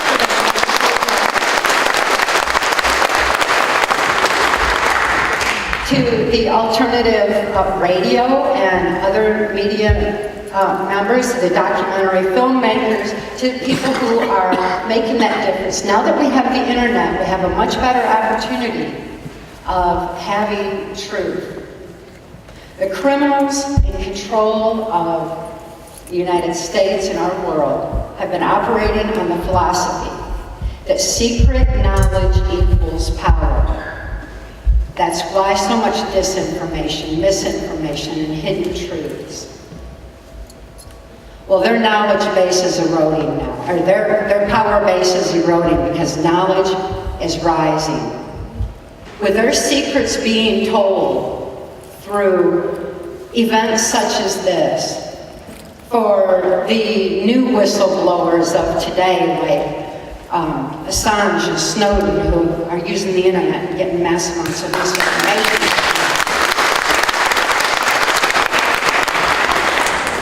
Secrets are being told, and as the truth comes to light, that is our turn. That empowers all of us to open our eyes and gather our strength of spirit and make a difference in our own lives, in our own communities, in our own walks of life with what we know. Mark certainly was brave enough to do it, and there's so many others that are that have been affected adversely, and it doesn't take much. It only takes free thought, which allows for free will, which allows for a person to gain their strength of spirit and to begin living a purposeful and meaningful life. I'm extremely fortunate to have survived my mind control ordeal. Mine was horrific and horrendous, and it was based on what the Himmler research had learned about the effects of trauma on the human mind. It's what the Catholics had long since learned about effects of trauma on the human mind through the Spanish Inquisition and the kind of tortures that they were using back at the Crusades in the early days. They knew the effects of trauma on the human mind. That information has been suppressed, and the mental health systems even. Dr. Ewan Cameron, who is founder of the American Psychiatric Association, who was working in Montreal at the Allen Memorial Institute, was an MK Ultra doctor, and he deliberately suppressed information on the effects of trauma on the human mind. This is what we need to learn, because our world is becoming a very violent and traumatic place. As those traumas rise, we become more suggestible.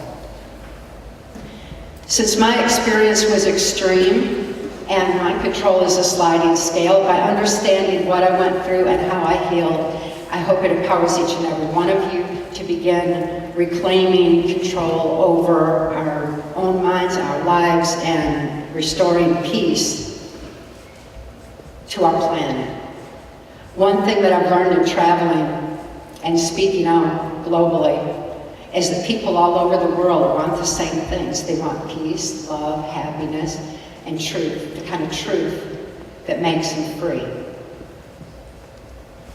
I didn't know my own truth until after Mark rescued me, because I'd been born into a multi-generational incest-based family in Muskegon, Michigan, not too far over the border there. My father had been sexually abused, my mother was sexually abused, and they were sexually abusing me. My father was earning his living as a worm digger and supplemented his meager income with child pornography. He was selling that child pornography to me through the U.S. mails when a criminal faction in control of our government, who were furthering what Project Paperclip, the information they brought in on mind control, he was furthering that and bringing it into the CIA and bringing it onto a mass scale. This one particular politician that was involved in that was just a local politician at that time. And he approached my father and told him he could receive immunity from prosecution if he would agree to sell me into MK Ultra mind control. Because any child who had been sexually abused and used in child pornography so horrifically prior to age 5 would be suffering from the dissociative identity disorder that made me a target for mind control. This politician was Gerald Ford. Gerald Ford went on to become the unelected president of the United States. And Gerald Ford, as his political career escalated, so too did my victimization and mind control. My father thought it was a great idea to sell me into the project because he became extremely wealthy with lucrative military contracts. And he was immediately flown to Boston, Massachusetts. I was being raised Catholic. The Catholic child abuse scandal that has finally come to light, emanating out of Boston, Massachusetts, was nothing new while I was growing up. It was a very deliberate, established program which was a merging of Catholic and CIA and Nazi information on mind control to have a traumatized mind to be easily led into mind control. Cardinal law was very much a part of those MK Ultra mind control operations from back when I was so young.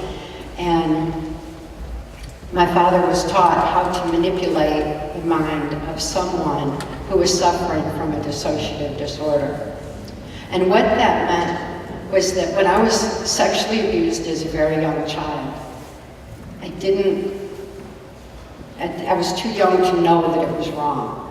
I didn't form any kind of a judgment on it in any way or anything like that. It wasn't a psychological choice. But my brain, the way our brains work when they endure trauma, as my brain sectioned off that traumatic event so the rest of my mind could function normally. And this little compartment in my brain would be triggered open when my father would come in to sexually abuse me again. And that part of me was operating on a subconscious level. When my father had been flown to Boston, the Catholic church that I was being raised in was heavily involved in MK Ultra mind control and was part of this operation. Muskegon, Michigan is known as a pedophile capital because of the pervasiveness of the child abuse there. But I was subjected to occult ritual within the Catholic Church. Occult ritual is very traumatic. And again, I was so young that the blood of an animal was no different than the blood of a person. It was something horrific. And it was so horrific that my conscious mind took flight from the horror of it all. And the memory of that event was compartmentalized in my brain on a subconscious level. As more and more traumas, deliberate, systematic traumas occurred in my life to prepare me for what would later be a White House Pentagon level of MK Ultra mind control. I had so many different sections compartmentalized in my brain with no continuity because the neuron pathways of the brain actually physically shut down and keep that information suppressed. So that while the rest of the mind is functioning normally, if it's traumatized too, there's so many different compartments, there was no continuity between them, and I lost my concept of time. Because without any ability to know what happened here and what's happening here and connecting any aspect of life, time becomes extremely abstract.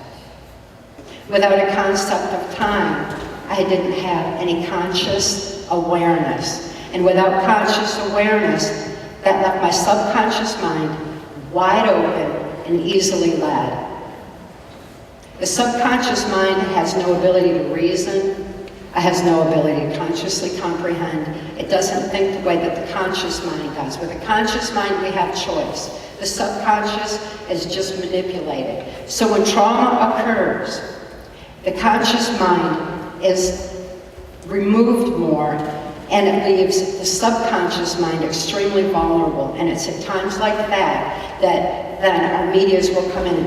In the United States, for example, when 9/11 happened, the whole country was traumatized, and we were led into war. A war that's going on today, and it just stays that way. So whenever trauma occurs, be aware of the fact that your brain is responding to that, whether you are rationalizing it or not, because your subconscious mind can't rationalize, but your subconscious is being easily manipulated and easily led. It's times like that that we lose more of our freedoms. And it's times like that that we're led into things like war, because it's not basic human nature to war. It's not basic human nature to be violent. It's not basic human nature to hate difference.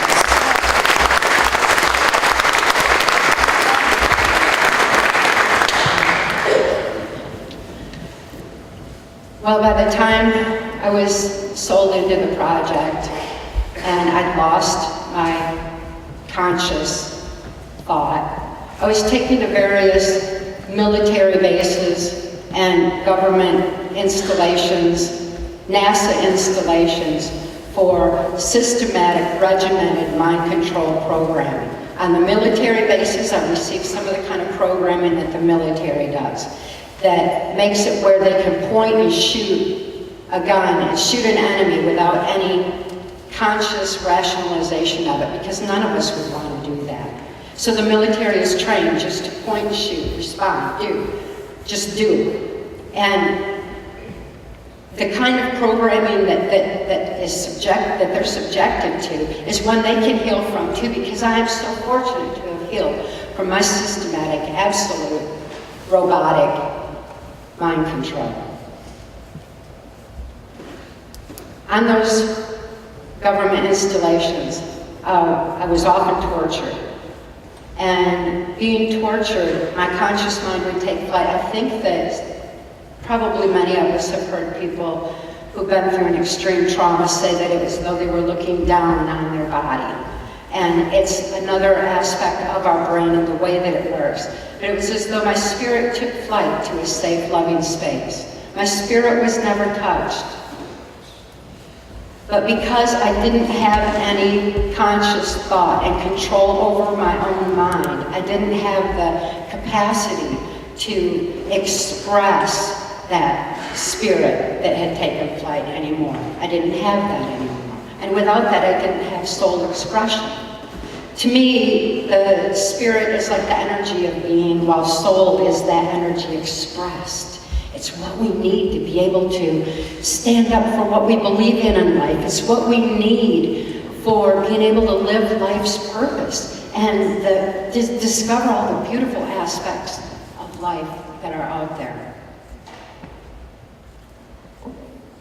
My victimization went on into more and more traumas and into a regimented form of mind control, to where I could only robotically do exactly what I was told to do. And I was instructed on a Pentagon level to work directly under Dick Cheney.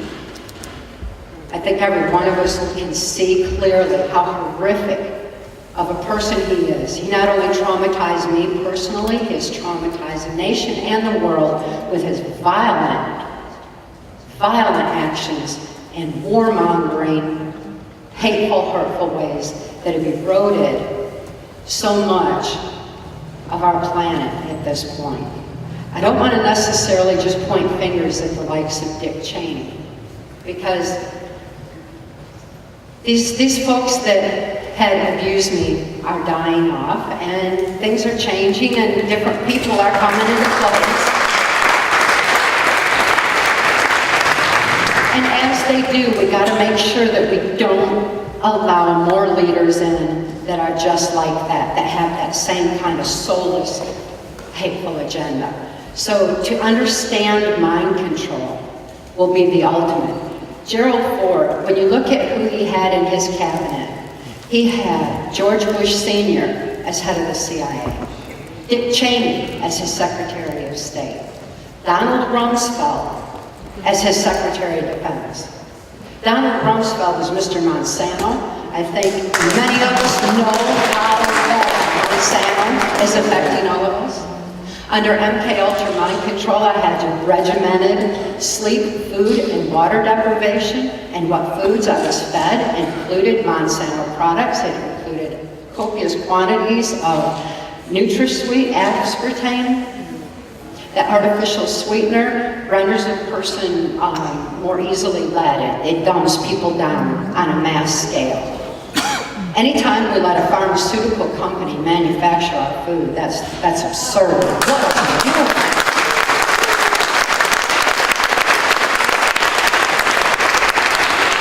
And when we look at the likes of Donald Rumsfeld, who's been a major power player behind the scenes for so long, along with George Bush Sr.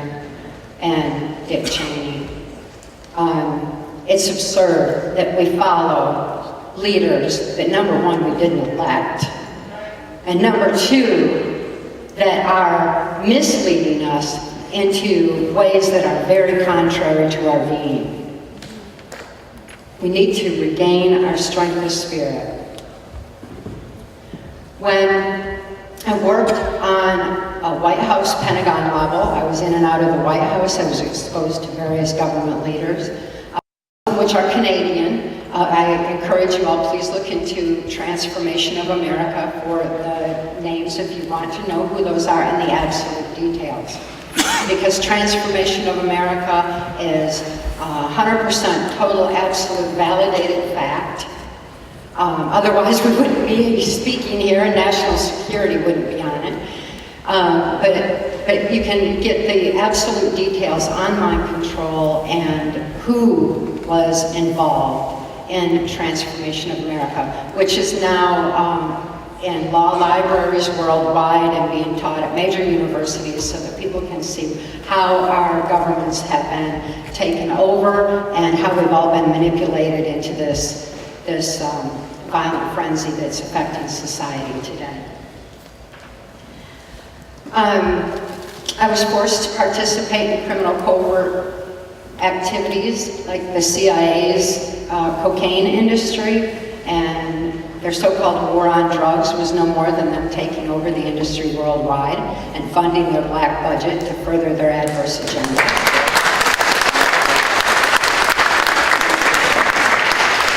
I was prostituted to various government leaders, and my daughter was as well. And by doing that, they were actually covertly filming that. So if someone that knows anything about filming would certainly know that that has been used in a bad way. It's not the information's neither good nor bad, technology is neither good nor bad. It's who has it, for what purpose, and how they're using it. And that technology was being used to film and these political leaders in very compromising positions and then hold them for blackmail later on. That's how so many of these criminals have been put in place. In one place where I was traumatized in a military maneuver called Most Dangerous Game, which is, in essence, human hunting. It was, as George Bush Jr. was being subjected to the same regimented torture that I was. I'm certainly not the only one that was exposed to MK Ultra mind control on the different projects. There are different projects, and the one that I was used in was multi-generational. It was a genetic mind control project. And George Bush Jr. was used, it was trained and groomed and totally robotically mind controlled to be in the office of president. The office of president in the United States is nothing more than a figurehead. The power is actually going on behind the scene. You notice he did have Dick Cheney as his vice president. And when Dick Cheney shot his attorney in the face, did that news reach up here? When he shot his attorney in the face, Bush Jr. hadn't been told what to say yet, and the cameras went on him, and he said that if Dick Cheney would shoot his own attorney, imagine what he'd do to the likes of you. That was verbatim the program that I had endured in Most Dangerous Game, and that I knew he endured as well. So sometimes the more we know, the more we see, and the more we hear, the more sense we're going to be able to make out of even what little tiny tidbits do filter in through the mainstream media. We'll at least understand how we're being manipulated and think twice and know what's going on. In 1988, Mark rescued my daughter and I from our horrible mind control victimization. I had reached the age of 30, as he pointed out, and they considered me all used up because since I was being prostituted, they figured that was too old already anyway. But also, around age 30, each one of us, another thing our brain does is it goes through these electrochemical changes where neuron pathways can start to open up in the brain. And people oftentimes begin to remember repressed memory from childhood, of childhood sexual abuse. Usually around age 30, it'll start to surface. So I was to be killed before anything could possibly begin leaking up, and my memories begin to, the neuron pathways begin to jumble up a bit. Under mind control, while my food, my sleep, and my water was all controlled, the number one drug, in spite of being exposed to so much through the CIA's drug industry, the one thing that they're adamantly opposed to is marijuana. And that was one drug that I was never to be subjected to. It is one drug that was absolutely forbidden in the military because it breaks up programming.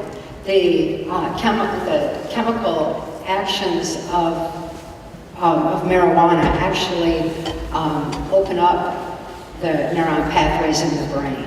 And that just totally wrecks the programming. It's kind of like, wow, people get that, wow, mind expansion kind of feeling with marijuana, is because it's actually opening up neuron pathways in the brain, and they're finding all kinds of healing applications for it. But one very important one is that it disrupts mind control. It expands thinking beyond that kind of control. And it is definitely a solution for PTSD, mind control soldiers that are in need of help and understanding. So that's a very important piece of information, and another reason why we need to legalize marijuana is for the use of helping people to deal with post-traumatic stress disorder.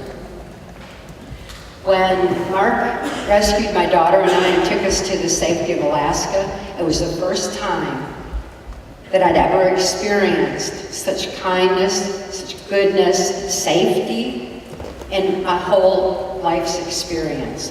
I didn't know that good people even existed in this world. I'd long since had any hope that good people even could exist in this world. And then Mark came along.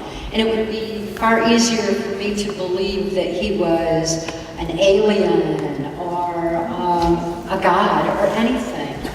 Because that was easier than knowing that good people existed. But he told me, he said, there's more good people in this world than bad. And boy, have I ever found that out. There are so many good people in this world. It's innate human nature for being good. And it is the people that are in control of our world, that are manipulating our minds and manipulating our lives into so much violence, that are the minority. And we just need to quit following them and reclaim our lives and our minds. Mark taught me that the best way for me to be able to control my own mind and to reclaim my mind was to write out memory.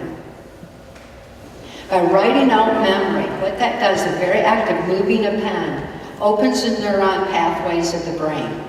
And by opening those neuron pathways, that information is transferred over to the logic part of the brain that's moving the pen. Plus, it's right out front there on paper now, where my conscious mind would see it and be able to understand what had happened to me.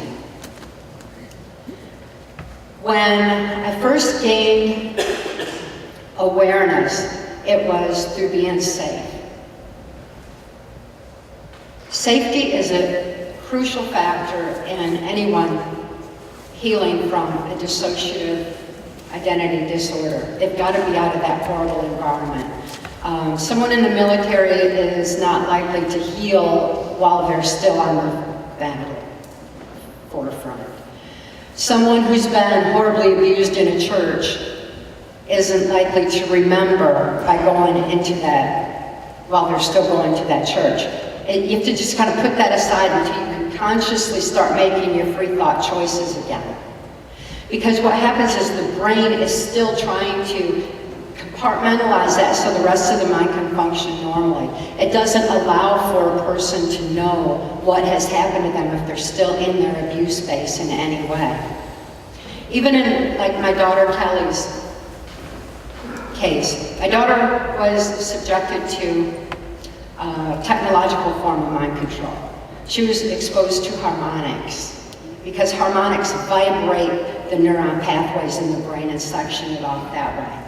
It works kind of like how harmonics in music would work. You know, when you hear a song, you'll remember where you were when you first heard that song, maybe a favorite song. You're like, oh, I remember we fell in love to that song. I know where we were when that song was playing. That's a minor example of how harmonics affect the neuron pathways. Churches have long since known with the bells and, you know, I mean, the harmonics that are used can affect the neuron pathways of the brain. And my daughter needs to have healing on the same level that her programming went in. I look forward to the day that she can heal fully. And at this point in time, it became very clear that as she turned age 30 herself, that there were parts of her brain that were beginning to open, and her past was intruding on her present.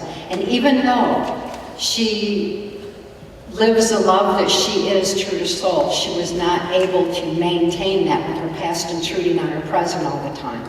And as that came in, it became clear to me that she needed to be away from me in order to heal. Not because I was an abuser, but we were abused together. And no matter how loving, how much love we have for each other, love cannot heal the damage that was done to her brain with what was done to her. She needed to allow her brain to heal and be away from me just long enough for that to take place. Sometimes, even being in a family situation, you say, well, I understand that my father was abusive to me because he was abused, and understanding is so much bigger than forgiveness. But still, even understanding that, it doesn't mean you should stay in that abuse space, because you've got to get away from it completely and be in a safe, loving space so that all levels of the brain can heal, because our brain acts separately from us in that regard. It has its own physical actions that have to heal, as well as our psychological desires, and as well as our love or any other intent that we would have. Being in a safe place with Mark was the first step towards my healing. The second step would be to trust him. Why would I trust Mark? I didn't know to trust anybody. I couldn't think to trust anybody.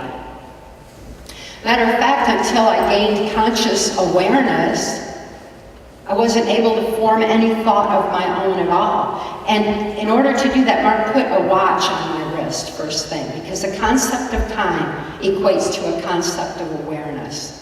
And once I became aware and wasn't dissociating, that awareness is when I became responsible for my life and when I had to learn to think. Well, being safe and having conscious awareness. Once I had conscious awareness and became responsible, people were telling me, well, you have to love yourself. And after all I had been through, and the criminal operations I was forced to participate in, knowing what my daughter had been through, it was very difficult to even think about loving myself according to a daily affirmation, something from the outside in. I think ego is people's perception of self based on other people's input, something we're conditioned to. And I didn't have any of that because I had been absolutely robotic mind controlled, and by the time I wrote out my memory and reclaimed control over my own mind, I didn't have any perception of self from outside input, and I couldn't think of a reason that I should, quote, love myself. But I found that who I am, the very essence of my being, the energy of myself, that spirit aspect of me, is love. It's a love energy. And I choose to live the love I am. And by living the love I am, that's a whole lot easier than trying to love myself or anything else. It is the most powerful force in the universe, and it's something that will empower each and every one of us to be able to reclaim our lives in every way.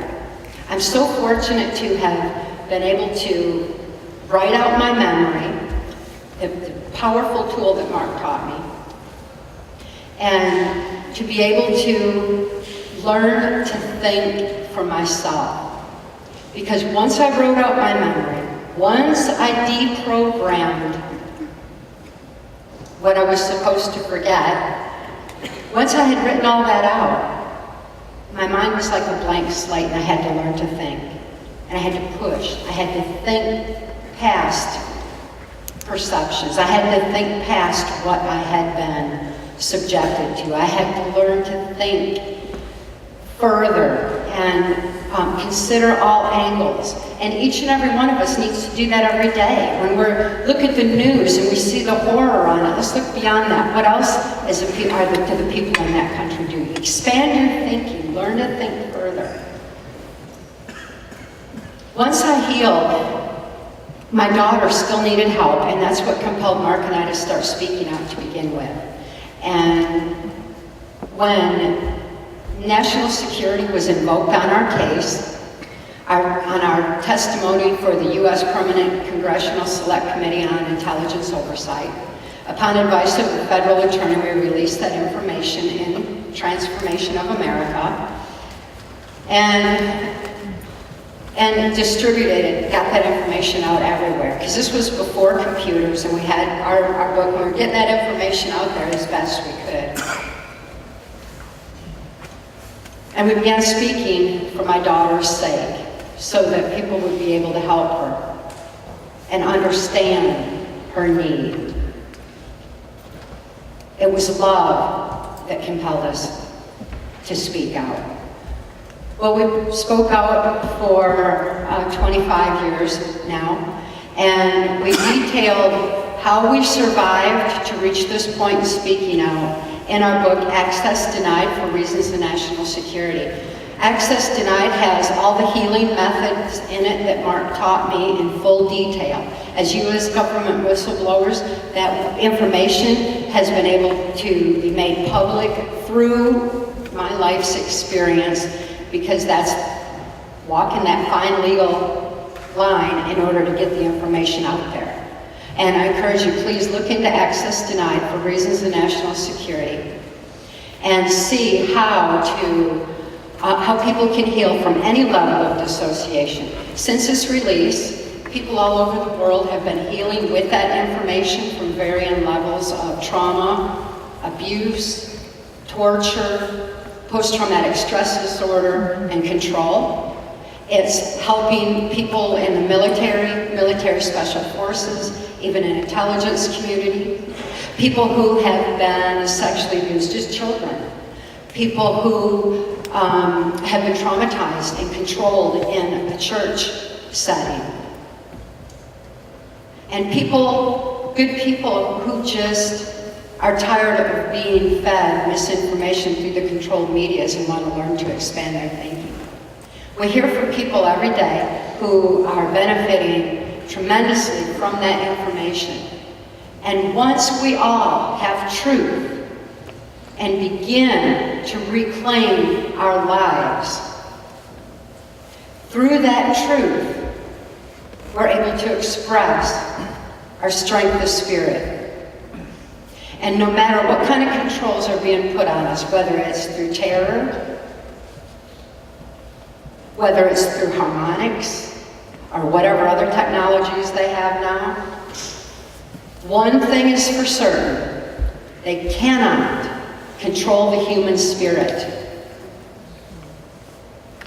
And that is where we win and where they lose.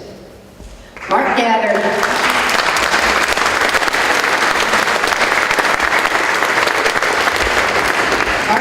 his strength of spirit, and Roseanne has been certainly living hers for years and years and years. And I encourage each and every one of you to do the same, because truth indeed makes us free. And truth is the first step towards a necessary positive change that we need to see in this world. Please take this truth and spread the word. Thank you so much for coming out.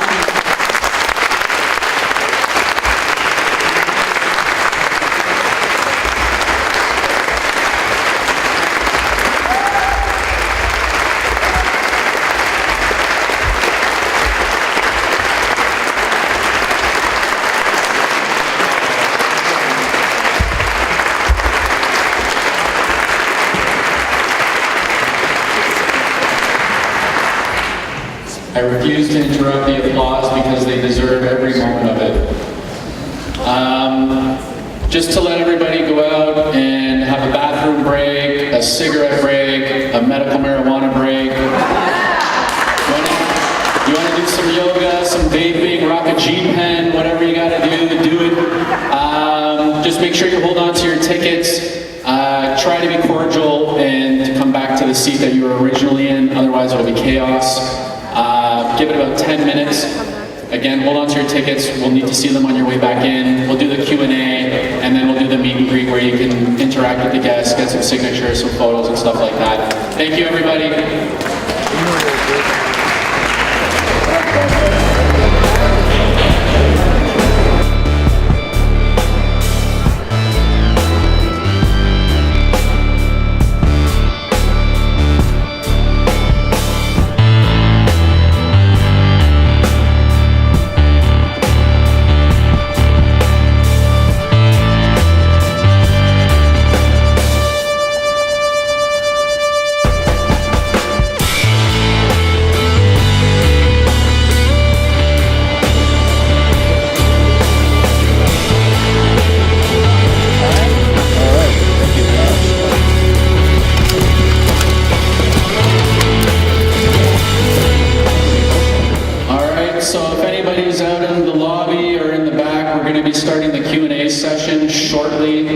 So please make your way back to your seats.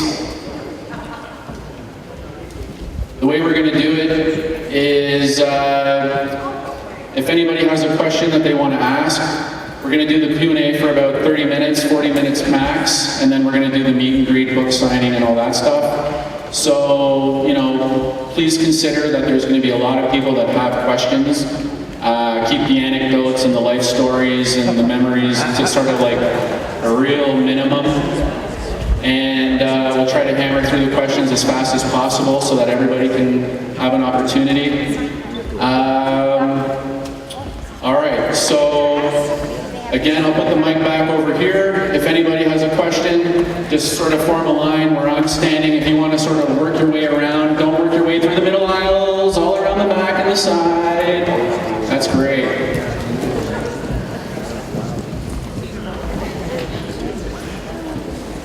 And I guess if you have a question, just say your name. If you're from out of town, you mention where you're from. If you're from Toronto, just say T.O. And then quick question. Thank you very much. Bill from TO. I was interested in some of the comments about particular American leaders, such as Ford and the two Bushes and Cheney. And it seemed as though you were suggesting that one or perhaps all of them have been subjected to mind control themselves. I wasn't sure about that. And associated with that is all of those people were involved with Yale University, which appears to me to be the most central CIA institution. And I wondered if any of you could make a comment about that. Thank you for that. The clarification on that is so important because only Bush Jr. was mind controlled, and the others are mind controllers. And it's just a small handful of criminals that have been behind the scenes of the U.S. government for decades. And they took over with the Kennedy assassination, and they're still in place today for the most part. And it's got to stop. And as they die off, though, we need to understand mind control and that kind of an agenda, and check who's coming out of Yale, and make sure we don't elect more of the same, or be told that we elected more of the same. Just one quick follow-up on Ford.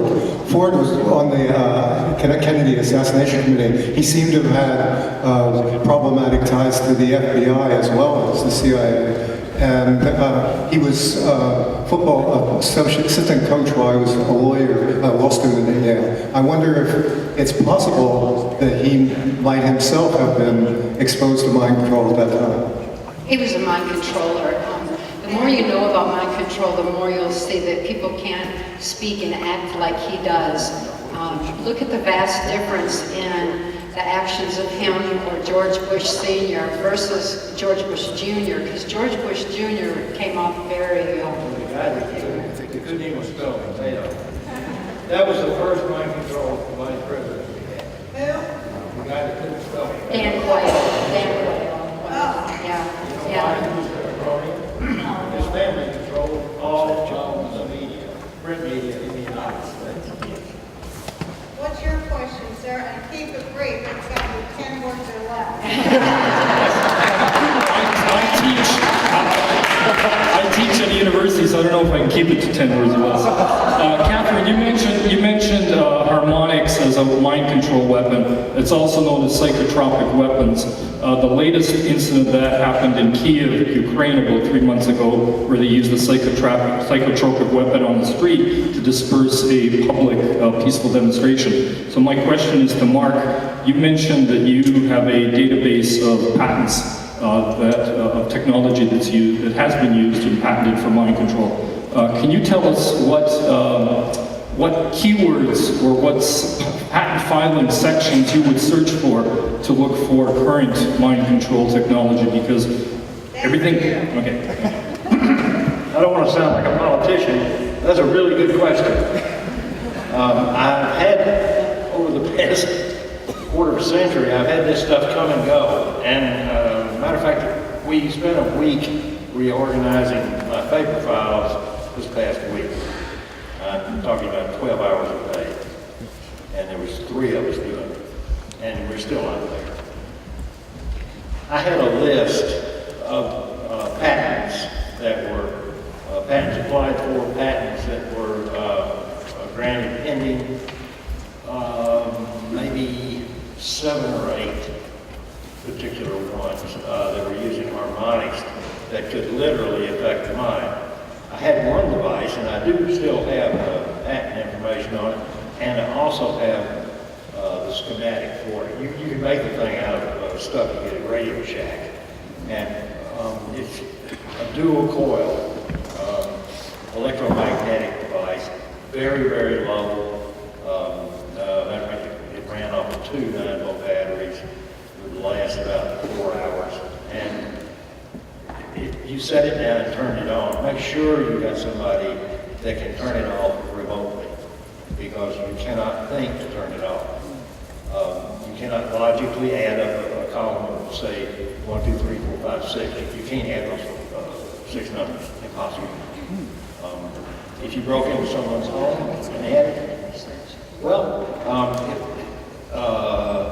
if they, I think if they just simply look for weaponized harmonic equipment, you're going to find a lot of it on the internet, and a lot of that stuff is of course baloney, but there's a lot of it is extraordinarily accurate. I know that particular piece of equipment is on there, but that would be the way to search for it. And if you don't find it, send me an email, and I'll read my files and find it for you. I'm going to have to demand your answers.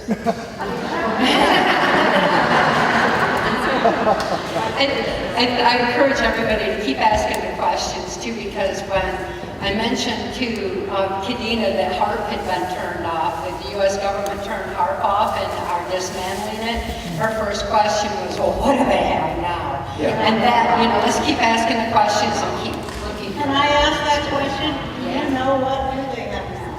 Don't know.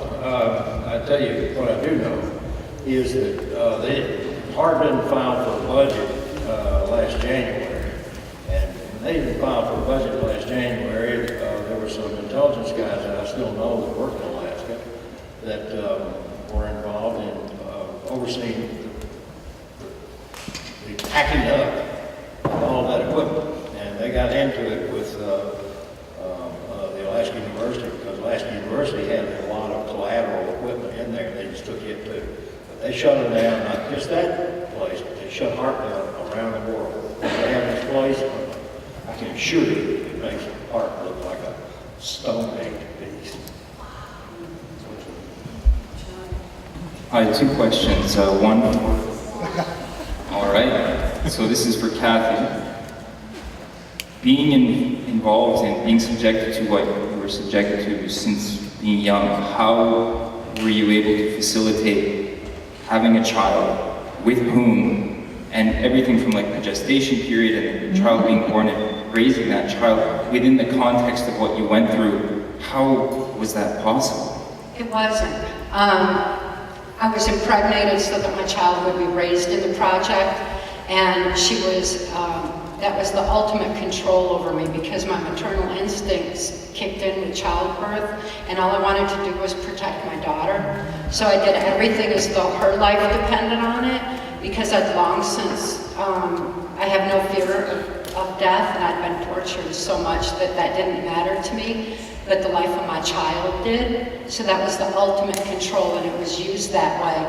It was a profound moment when she and I had the realization that while I was doing everything as though her life depended on it, they had told her that she had to do things so that I wouldn't be tortured. And it's just used that way. It's a very, very, very powerful form of control. Hi, my name is Stefan, and I work in the music industry. I'm a composer.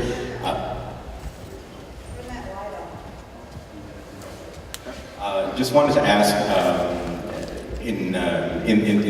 there's been a lot of talk on the internet about dissidence with A=440 that was set up by the Rockefeller Association for mind control, as opposed to A=432. How is mind control used in the entertainment business, or specifically with music, as far as you know? I'm hearing about every other word. Oh, sorry. And I'm sorry. No problem. If y'all can answer the question, maybe you heard it. How is mind control used in the music business, the entertainment industry? Oh, in the music business?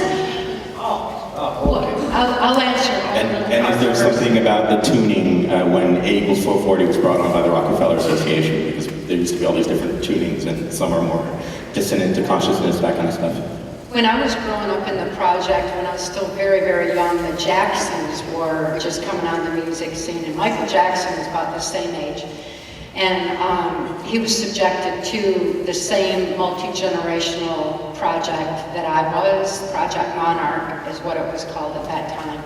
And at the same time, the Osmonds were being brought up in it. And the harmonics in the music made them, giant stars in addition to their talent. But as Michael Jackson said, that he was his music.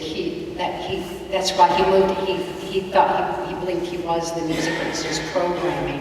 And the more you know about mind control, the more you see how that was done. With the Osmonds, it was used very deliberately to bring people into the Mormon church, because they were like the Pied Pipers into the Mormon church. So the harmonics were used in the music with them to make them big stars and bring people in, because technology is highly used in the Mormon church for mind control of the masses in there as well.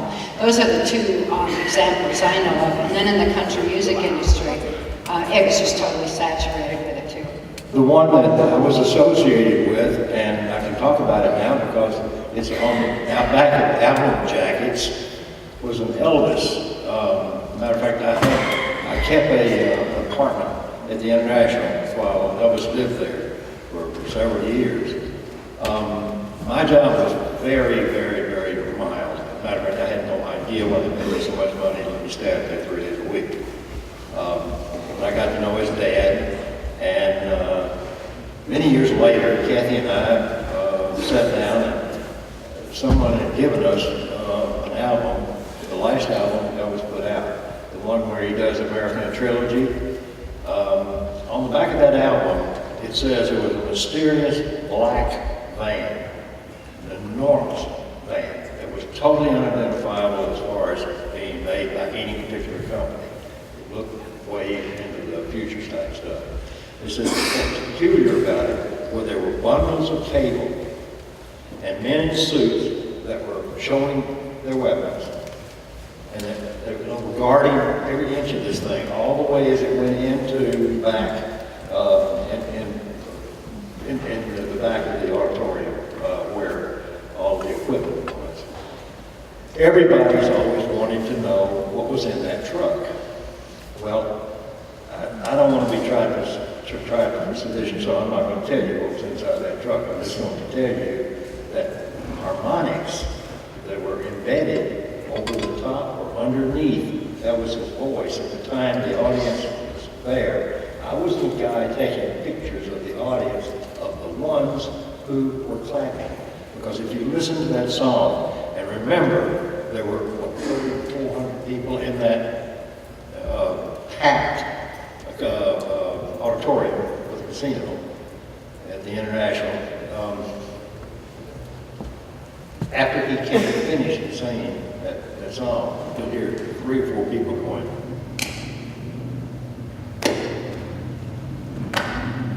No cheering, no nothing. And as soon as they turned off the equipment, everybody just went into a frenzy, jumped to their feet, everything. But, Not all harmonics are audible. no, they're not all. They're not all.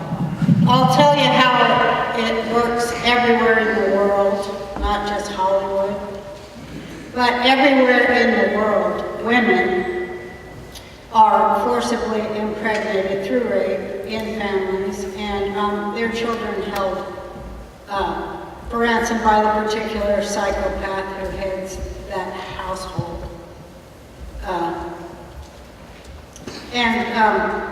It's so every day that, you know, I just really want to make the point that when people say, oh, Hollywood, and they keep on freaking hammering that home, that's everybody. It's not just Hollywood. Women in Hollywood are addicted to drugs, and they're beaten, and they're kept in line, and their families are threatened. And, you know, it comes from inside their families, and people, that's why. And you know what? It happens to men, too. It happens to artists. It happens to men, artists, and women show up who steal their money and beat up their kids. So it's not even. It's not even what we think it is. It's just a culture of violence and rewarding psychopathic behavior. I mean, man, it's like, wow. Just talking plain about it, people are trained through abuse to, you know, salivate when the bell rings. That's it, period, right? Just to simplify it all. And you know, for you not to, like, I had these neighbors, and their kid was always yelling, and I would be like, should I call the police, or is It's just, you know what I mean? And everybody is asking themselves those same things all the time. Shall I continue to support what is abhorrent and intolerable or not? And it's like such a great time. And the reason why I like Cathy so much is because she is like the most positive, after all she's been through, she's the most positive thinker in the world, of which that's astounding to me. I always call her up and say, give me the good news. And we've done a lot of bitching here tonight and whatever. Can I just have you tell us the good news right now before I have a friggin' nervous breakdown? Tell us the good news. Just for a minute. The good news is people all over the world are waking up and having this.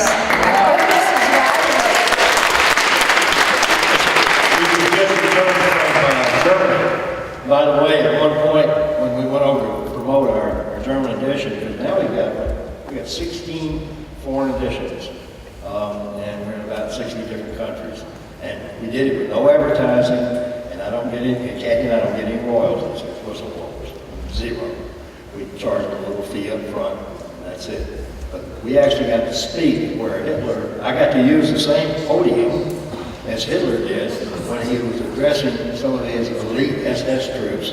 It was almost up on the mountains. Like universal justice. Reagan.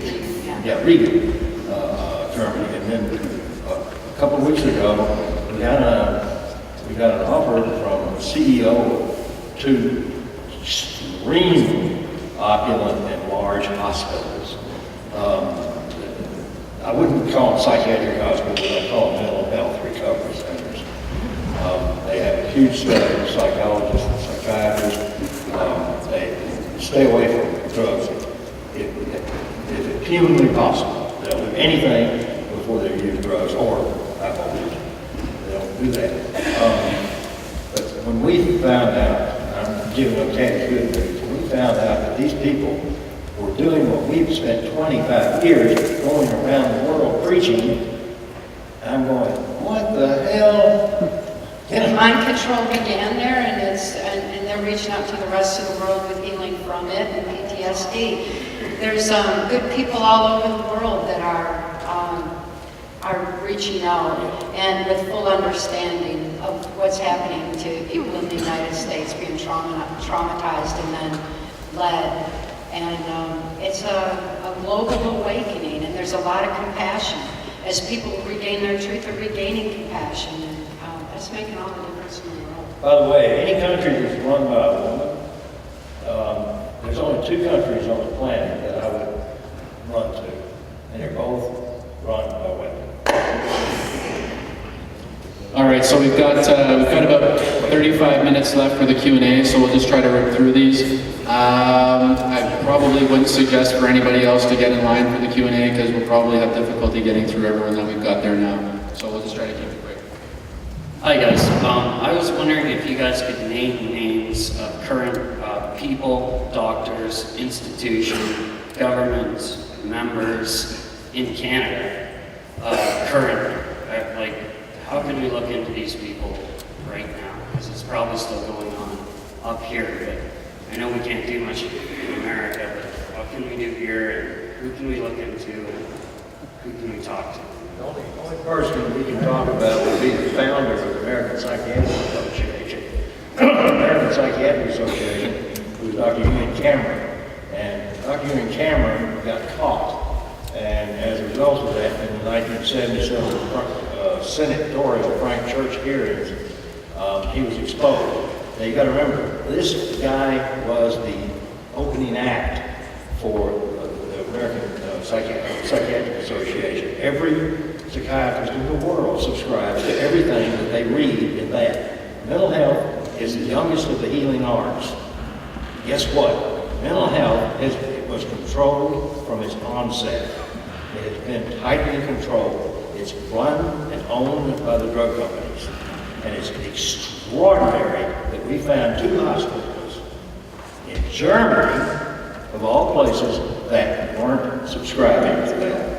I know somebody you can look up to, and he's from here, Dr. Colin Ross Institute, and he's written on Operation Bluebird, Project Monarch, Artichoke, MK Ultra, and you know, he is currently living in the United States, but I mean, he's got all the info that you could ever hope to.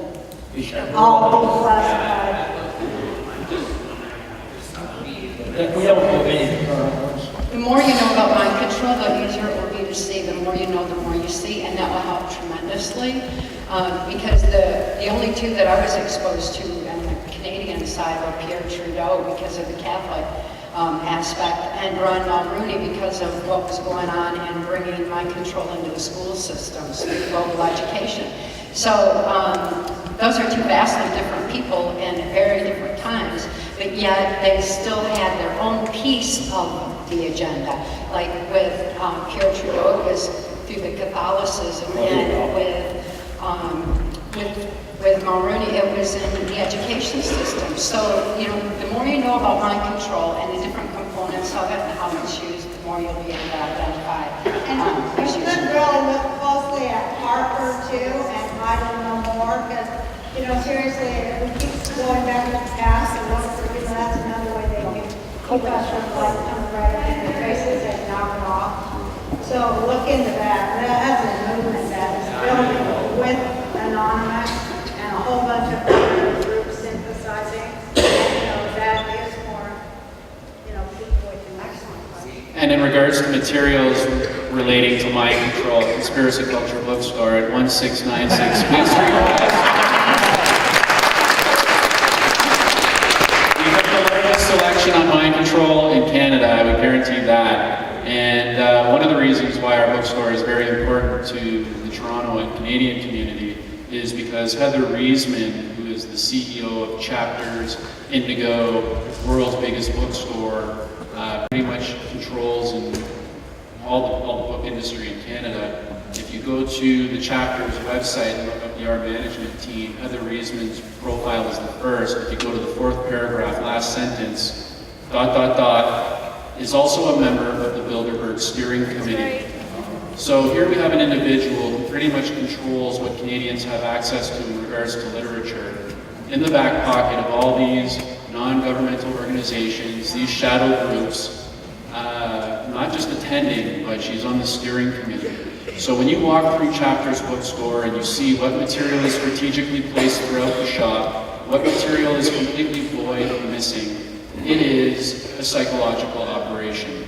They are not providing anything with a grain of salt, and you might as well subscribe to Oprah's Book Club. Thank you. If you want something,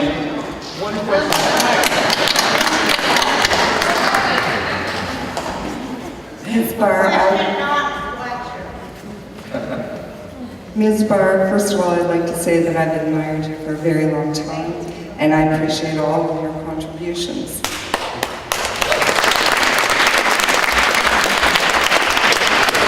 It's apparent that you understand the medical benefits of cannabis. I was wondering what your opinion on the highly concentrated extract, commonly known as Rick Simpson oil, is, and would you consider using it? What is it called? Rick Simpson oil? I don't know anything about it. Rick Simpson is an individual out of Nova Scotia who is growing and providing cannabis to individuals and curing them of their cancer.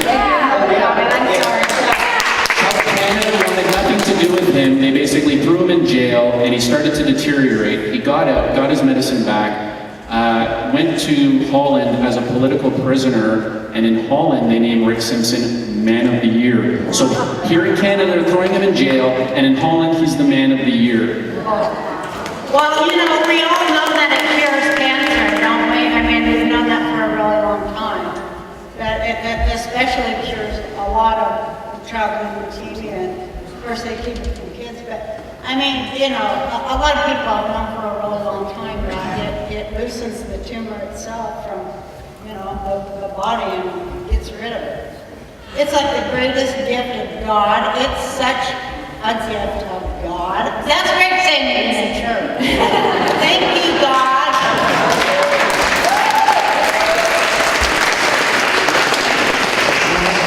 George from Toronto. I just want to start by saying thank you so much for coming to Toronto, coming to Canada, and continue what you're doing. A big round of applause to you guys. When Patrick was showing us that you guys were coming, I was doing a little bit more reading on it, and a couple of keywords came up was handlers. And sometimes with the mind control comes handlers, where they put you with somebody who's handling and controlling you, if you want to add to that. Well, the handler is the person who maintains a slave. In my case, my handler was Alex Houston. He was the one that Mark went into business with briefly and was able to see that Alex Houston had us under mind control. As my handler, Alex Houston would take my daughter and I in and out of Washington, D.C. as needed, in and out of the Caribbean or wherever drug operations were working, because he worked in the country music industry and it gave him a means of travel. But he was the handler. He's like the cover or the one that facilitates and takes a slave to and from certain places and makes sure that they're available for whatever. Is that like Pam?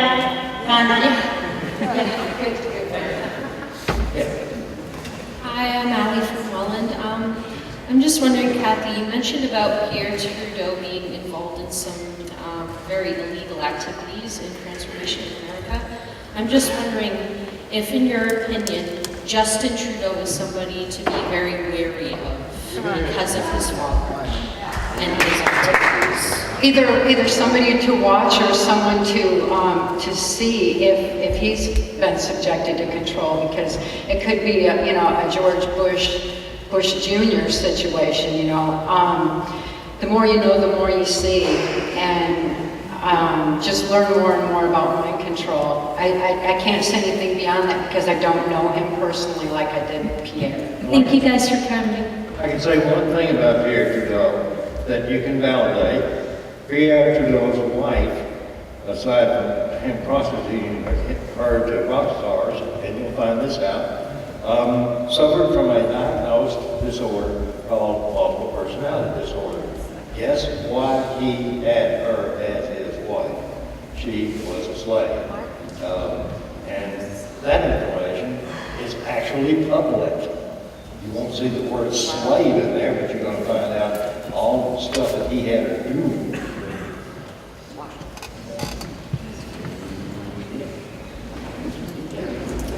Okay, I wanted to ask you if you've ever heard of a Russian designed electronic device called electrosome.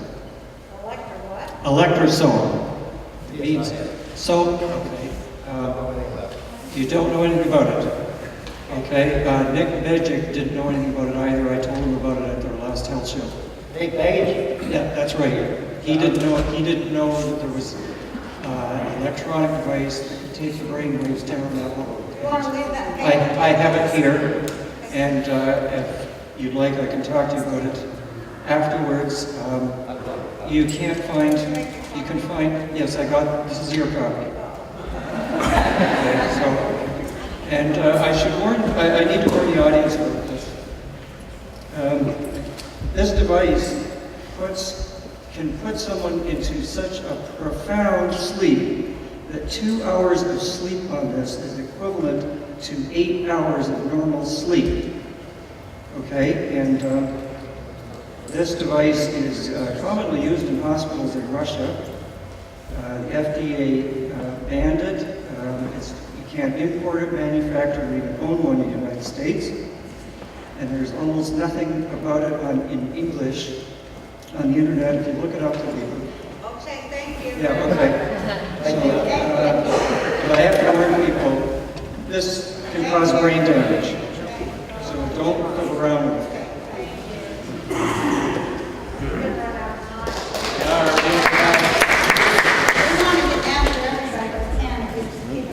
Here's a quick question. I work in payment card business, which is promoting credit card for us to spend and business owners to accept. When we talk about mass mind control, they're 50 years out. As all this information is coming out, would one of the final things be like cashless society? And your thoughts on that on total mind mass control? cashless society, essentially, for mind control. There's cash is going away, iPhones, pay with your cellular devices.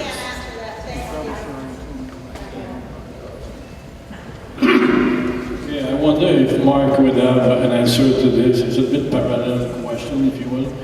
But what is the purpose of the chemtrail that we see in the sky right now? Does it have a purpose or something? We can't, as U.S. government whistleblowers, we're protected under the Whistleblowers Protection Act everywhere in the world. The country has a peace treaty with the U.S. Yeah, but she can talk about it. I can't. Yeah, just get on the internet and, look it up of what they're spraying. It's called What the Hell Are They Spraying? There's a ton of documentaries on it. Hi folks, thank you for being here today. My name is Terry Parker. I recall back in 1997, December 10th, I had a marijuana struck down the Constitution for Justice Management Children. What's your question?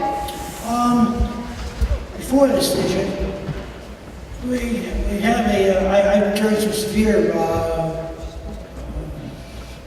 top classified experimentation traumas in children. It comes to Manchurian gene development research. I do question whether or not it is CIA related. The question is that we've got hundreds and thousands of Canadian children being exploited for unauthorized lobotomy, LSD, and brain implant research without informed consent, parental knowledge. How does one address this ongoing problem according to the patient advocate? Just like everything else, the more information you can get, the better. The more you know, the more you see. So thanks for bringing that up. Hi. My name is Peter. Thank you, Cathy, Mark, and Roseanne for coming. I appreciate it. You've touched upon covert mind control. There's a lot of, obviously, overt mind control. If we look at the demographic in the room, we're probably mostly middle-aged and beyond that, so we're not raising children. In Canada, we've got societal weights on our shoulders like political correctness, human rights commissions with 100% conviction rates, stifling, co-opting of children. The question is, you speak about truth and love. Now, we're being stifled. We can't express truth. Can we ask your question if you don't have one? My question is, how would you advise us beyond a meeting like this? How would you advise us beyond voting for honest politicians to get this information? Yeah, okay.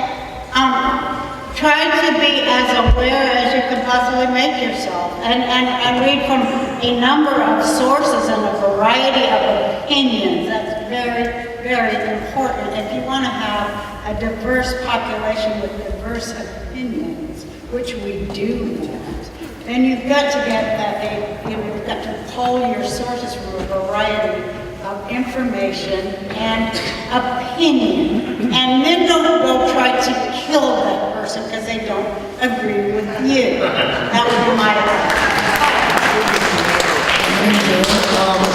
I have a question. There's a lot of these symbols going on in the industry, like the 666 and the horns, and there's a lot of children going missing.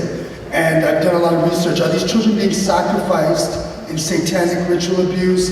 And are these symbols satanic in nature? Like, are the people in the industry satanic? Like, do they worship Satan? Yep.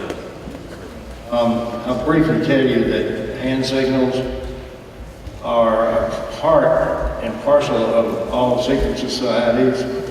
This planet has been ruled by secret societies since man first was able to communicate with a written language. Now, the signals and signs that you see have various meanings. The sign of the horns, for instance, can be confused with the sign that people give for love. There's a number of these hand signals with various groups like the Masons and all of these very not so secret societies. But those kind of things are at the lowest level when you're talking about what actually, how people communicate working within the intelligence community with top secret or above ratings. They don't use that kind of stuff. Matter of fact, they really don't know what it is. What about the children being sacrificed, though? Are there a lot of satanic cult?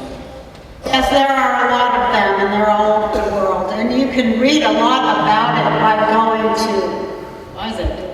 I got too close, I guess. Censored News Now. And you will read all about that kind of stuff and who does it and everything else. So, you know, good luck with that, and thanks for agreeing. Yeah, I got a quick response on that too, because when we were in the Conspiracy Culture bookstore, there was a lot of information that's available on that very subject. So that's a good place to arm yourself with knowledge. She's been my friend for years, so I know. In 1972, the CIA became extremely interested in what was going on with the white witchcraft cults, so they infiltrated them and brought in blood traumas. That's when Satanism just went rampant across the United States. And of course, you always had this stuff going on in tiny little pockets all over. Anywhere you got Christianity, you got Satanism. Thank you. Isn't the woman asked? Oh, okay. Whatever. I don't have any questions. I just came up to say hi to Mark, and I know them from the last time you spoke here, and I'm so glad I could offer you my home.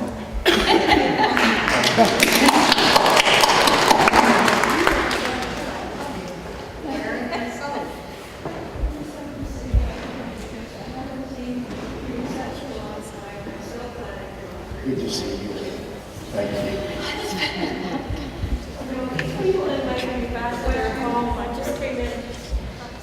So since the powers that be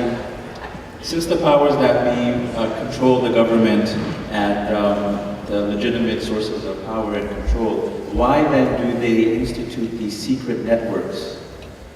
What is the purpose of that? Since they already have the reins of power. I'm not real clear on your question. So they're able to pass the laws in every country that they rule, so then why do they need to use secret networks? Secrecy, as I just commented, that has been the base for all rulers of this planet. And why do they want to do it?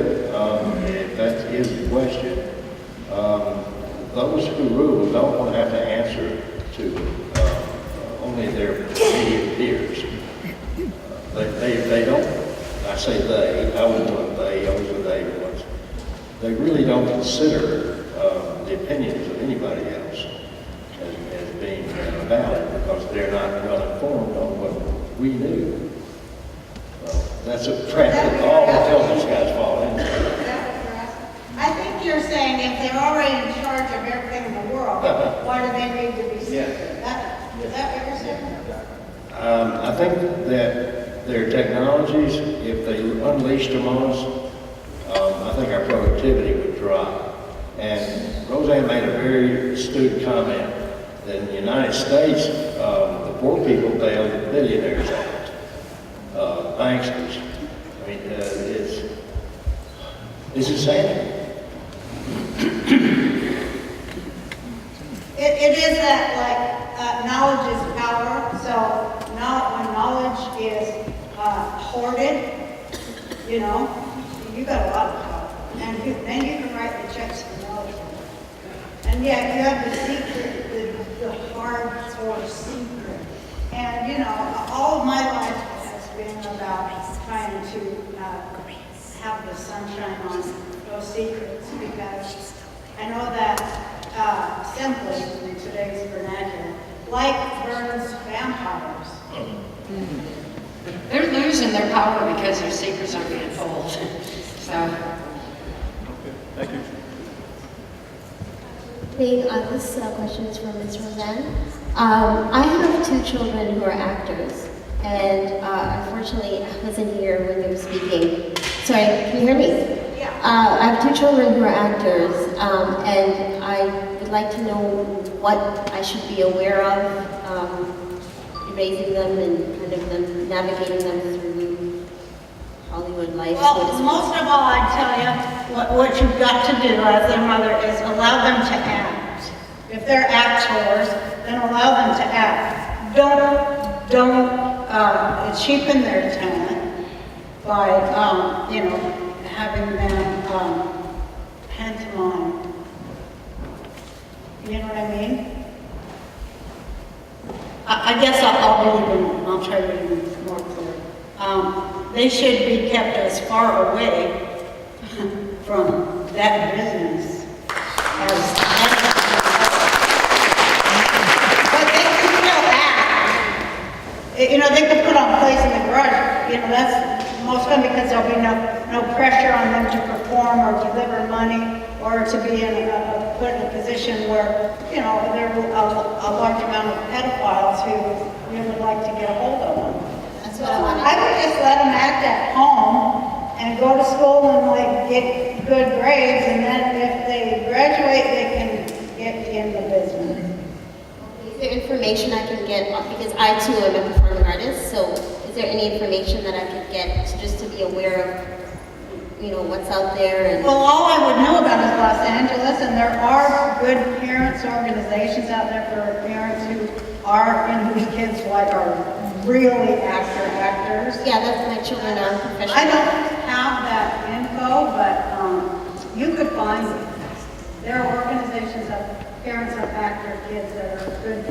Thank you so much. That's what I wanted to know. Knowledge is our defense against mind control, and even if they're children, the more they know, the safer that they're going to be. So just to maintain the integrity of their free thought, make sure that they don't suddenly change their behavior or become different, or that someone in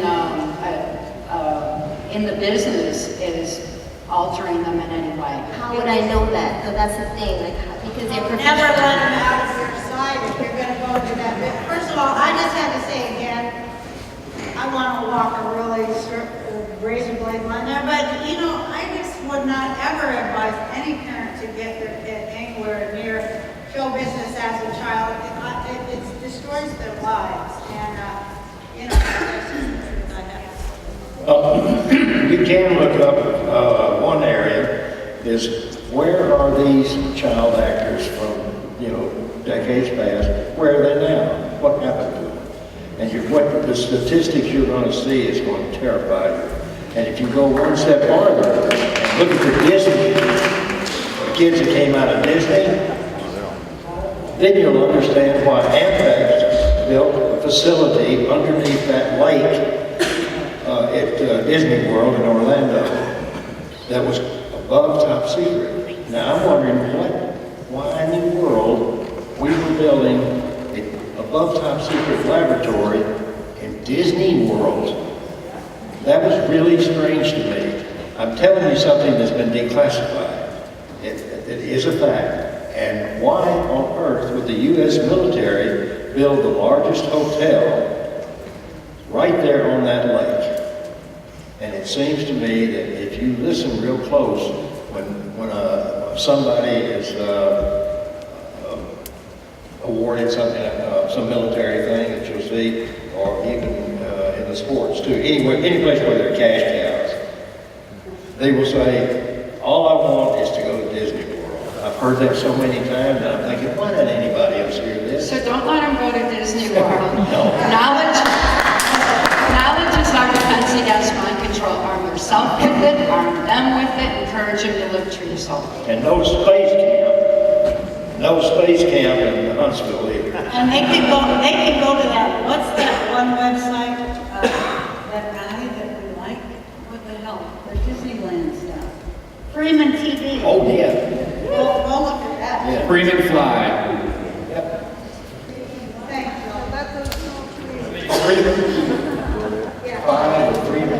Hi, good evening. Thank you. I have a question regarding more and more children being brought into foster care based on not the typical so-called abuse, but based on having illnesses and special needs.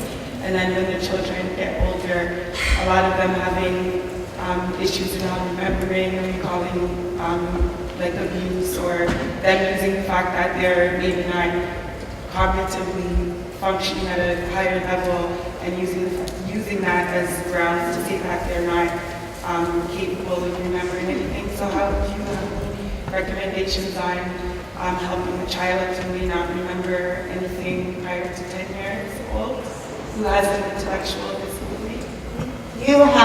You have already said so much, so many incredible words, and I'm really glad that you're here and that you said them. And I think you just know it all, and everything you said, everybody should look further into. Of course, psychopaths prey on the helpless. That's why they're effing psychopaths. That's what they want. And I would encourage you to look into Access Denied if you haven't read Access Denied, because it tells of my daughter's journey through the mental health system and changes that have been made in the system because of the high-profile case that she had, in order to just help protect these children. Thank you. Just wondering, do entertainers have handlers that trigger them into alternative states before performance? Yes, absolutely. Okay, and one question, because it's going to be a very stupid question. Do you ever remember being taken off the planet? Was I taken off the planet? Yeah, or do you know anything? Oh, I probably would like that a lot, but it didn't happen. Hi, my name is Gus. Just a quick question. How would somebody know if they're under mind control? They won't. If they think they're under mind control, they're being abused. The only way that you can find out if you're under mind control is to have a qualified therapist, physician, diagnose you with that. That is the only way. However, if you have an inordinate amount of people coming up to you and suggesting that you might be under mind control, and you don't even know these people, there's a real good chance you need to go see a qualified physician. Or read Access Denied and start writing down your memory. But people who are under mind control don't realize it themselves because they don't have the conscious capacity to realize that. They're already under that control. So it takes someone from the outside to help them out. And we gotta open our eyes and have that kind of compassion and gather a strength of spirit. People all over the world are taking the healing information in Access Denied and helping loved ones by showing them the methods that Mark taught me. They're very simple and they're very effective. All right, so this is the last question, guys. I want to say that all of you are the world's true heroes.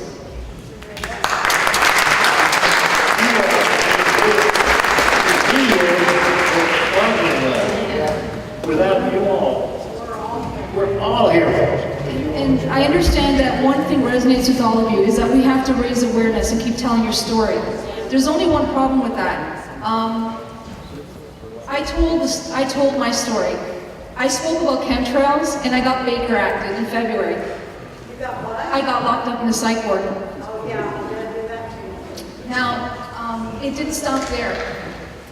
My brother who did this to me sent police after me 4 times. Baker acted me. Put me in the psych ward on false allegations. And the problem is there's no coalition or even a public fund to help me with this. This happens all over the world. And, you know, this used to be a problem that was confined to third world countries like Haiti. But now it's everywhere. And it's pervasive. I'm not any authority to tell you what to do. Well, I'm basically under siege in this country because they have dangerous lies on file so I can't leave the country because I can be harassed. Even a cop, he can pull up my license and see all this information. So I'm basically screwed. I'm under siege, and I'm the daughter of a World War II man. My dad worked for the Americans, and he was captured by the Germans and escaped execution. He fought against tyranny. He worked under Lieutenant William Matthews. And now his daughter, the day after I buried my dad in February, I'm fighting against tyranny. And this is the problem, is you can speak out about this, but you can be locked up. It happened to me. I'm a law-abiding citizen. I've been here since '67. It happens to people all over the world, and has happened forever all over the world. A particular class, color, it's very particular, and point of view. And, you know, like I say, the more opinions that we can include, the more unity we can conceive with each other rather than allowing ourselves to be factionalized by really what turn out to be very small differences. Because that's mass mind control. The more we can like look at the person next to us and just feel that we can trust them, that would go a long way toward breaking a lot of things.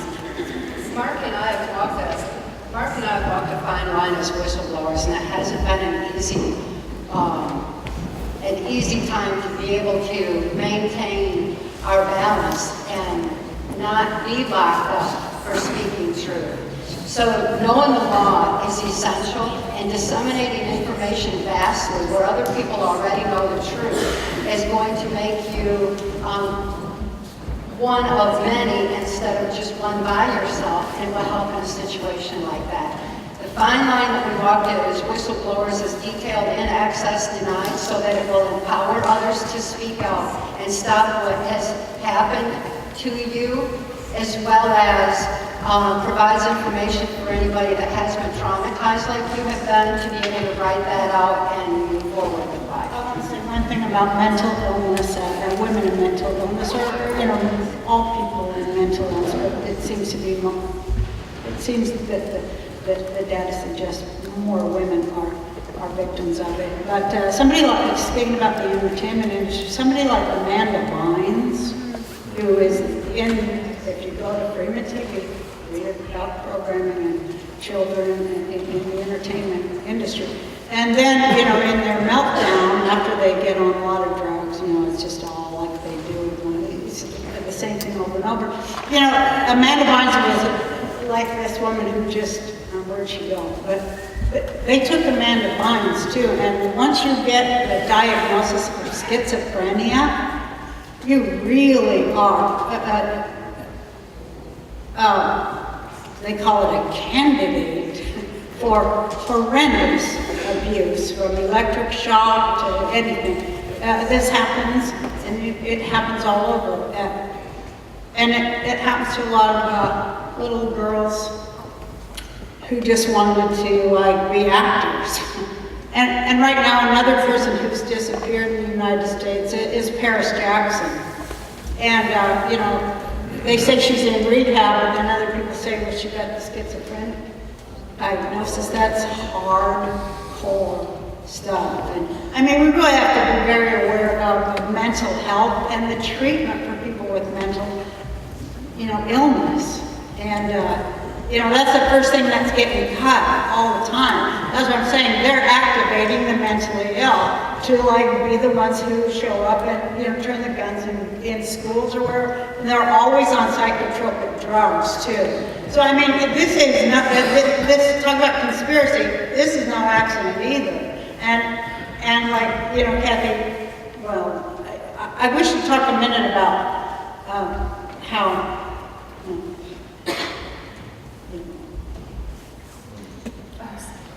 I just want to make the point that because the mental health system has failed so miserably, and because those kind of labels are so, they adversely affect people.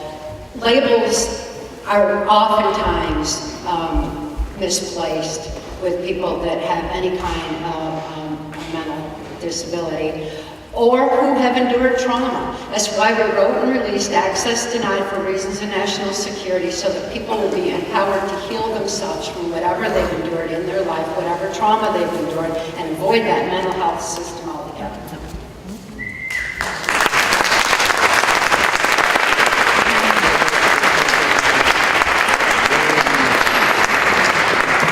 All right, guys, before anybody gets up, I just want to make one comment. Instead of everybody bum rushing the desk, we're going to try to do it as organized as possible. So similar to the wall where everybody lined up to ask a question, if we can just get the people lined up there, and when we call you from that section, because we got to, if you can just kind of line up against the back wall, we'll just take you guys one at a time just to sort of like speed through this.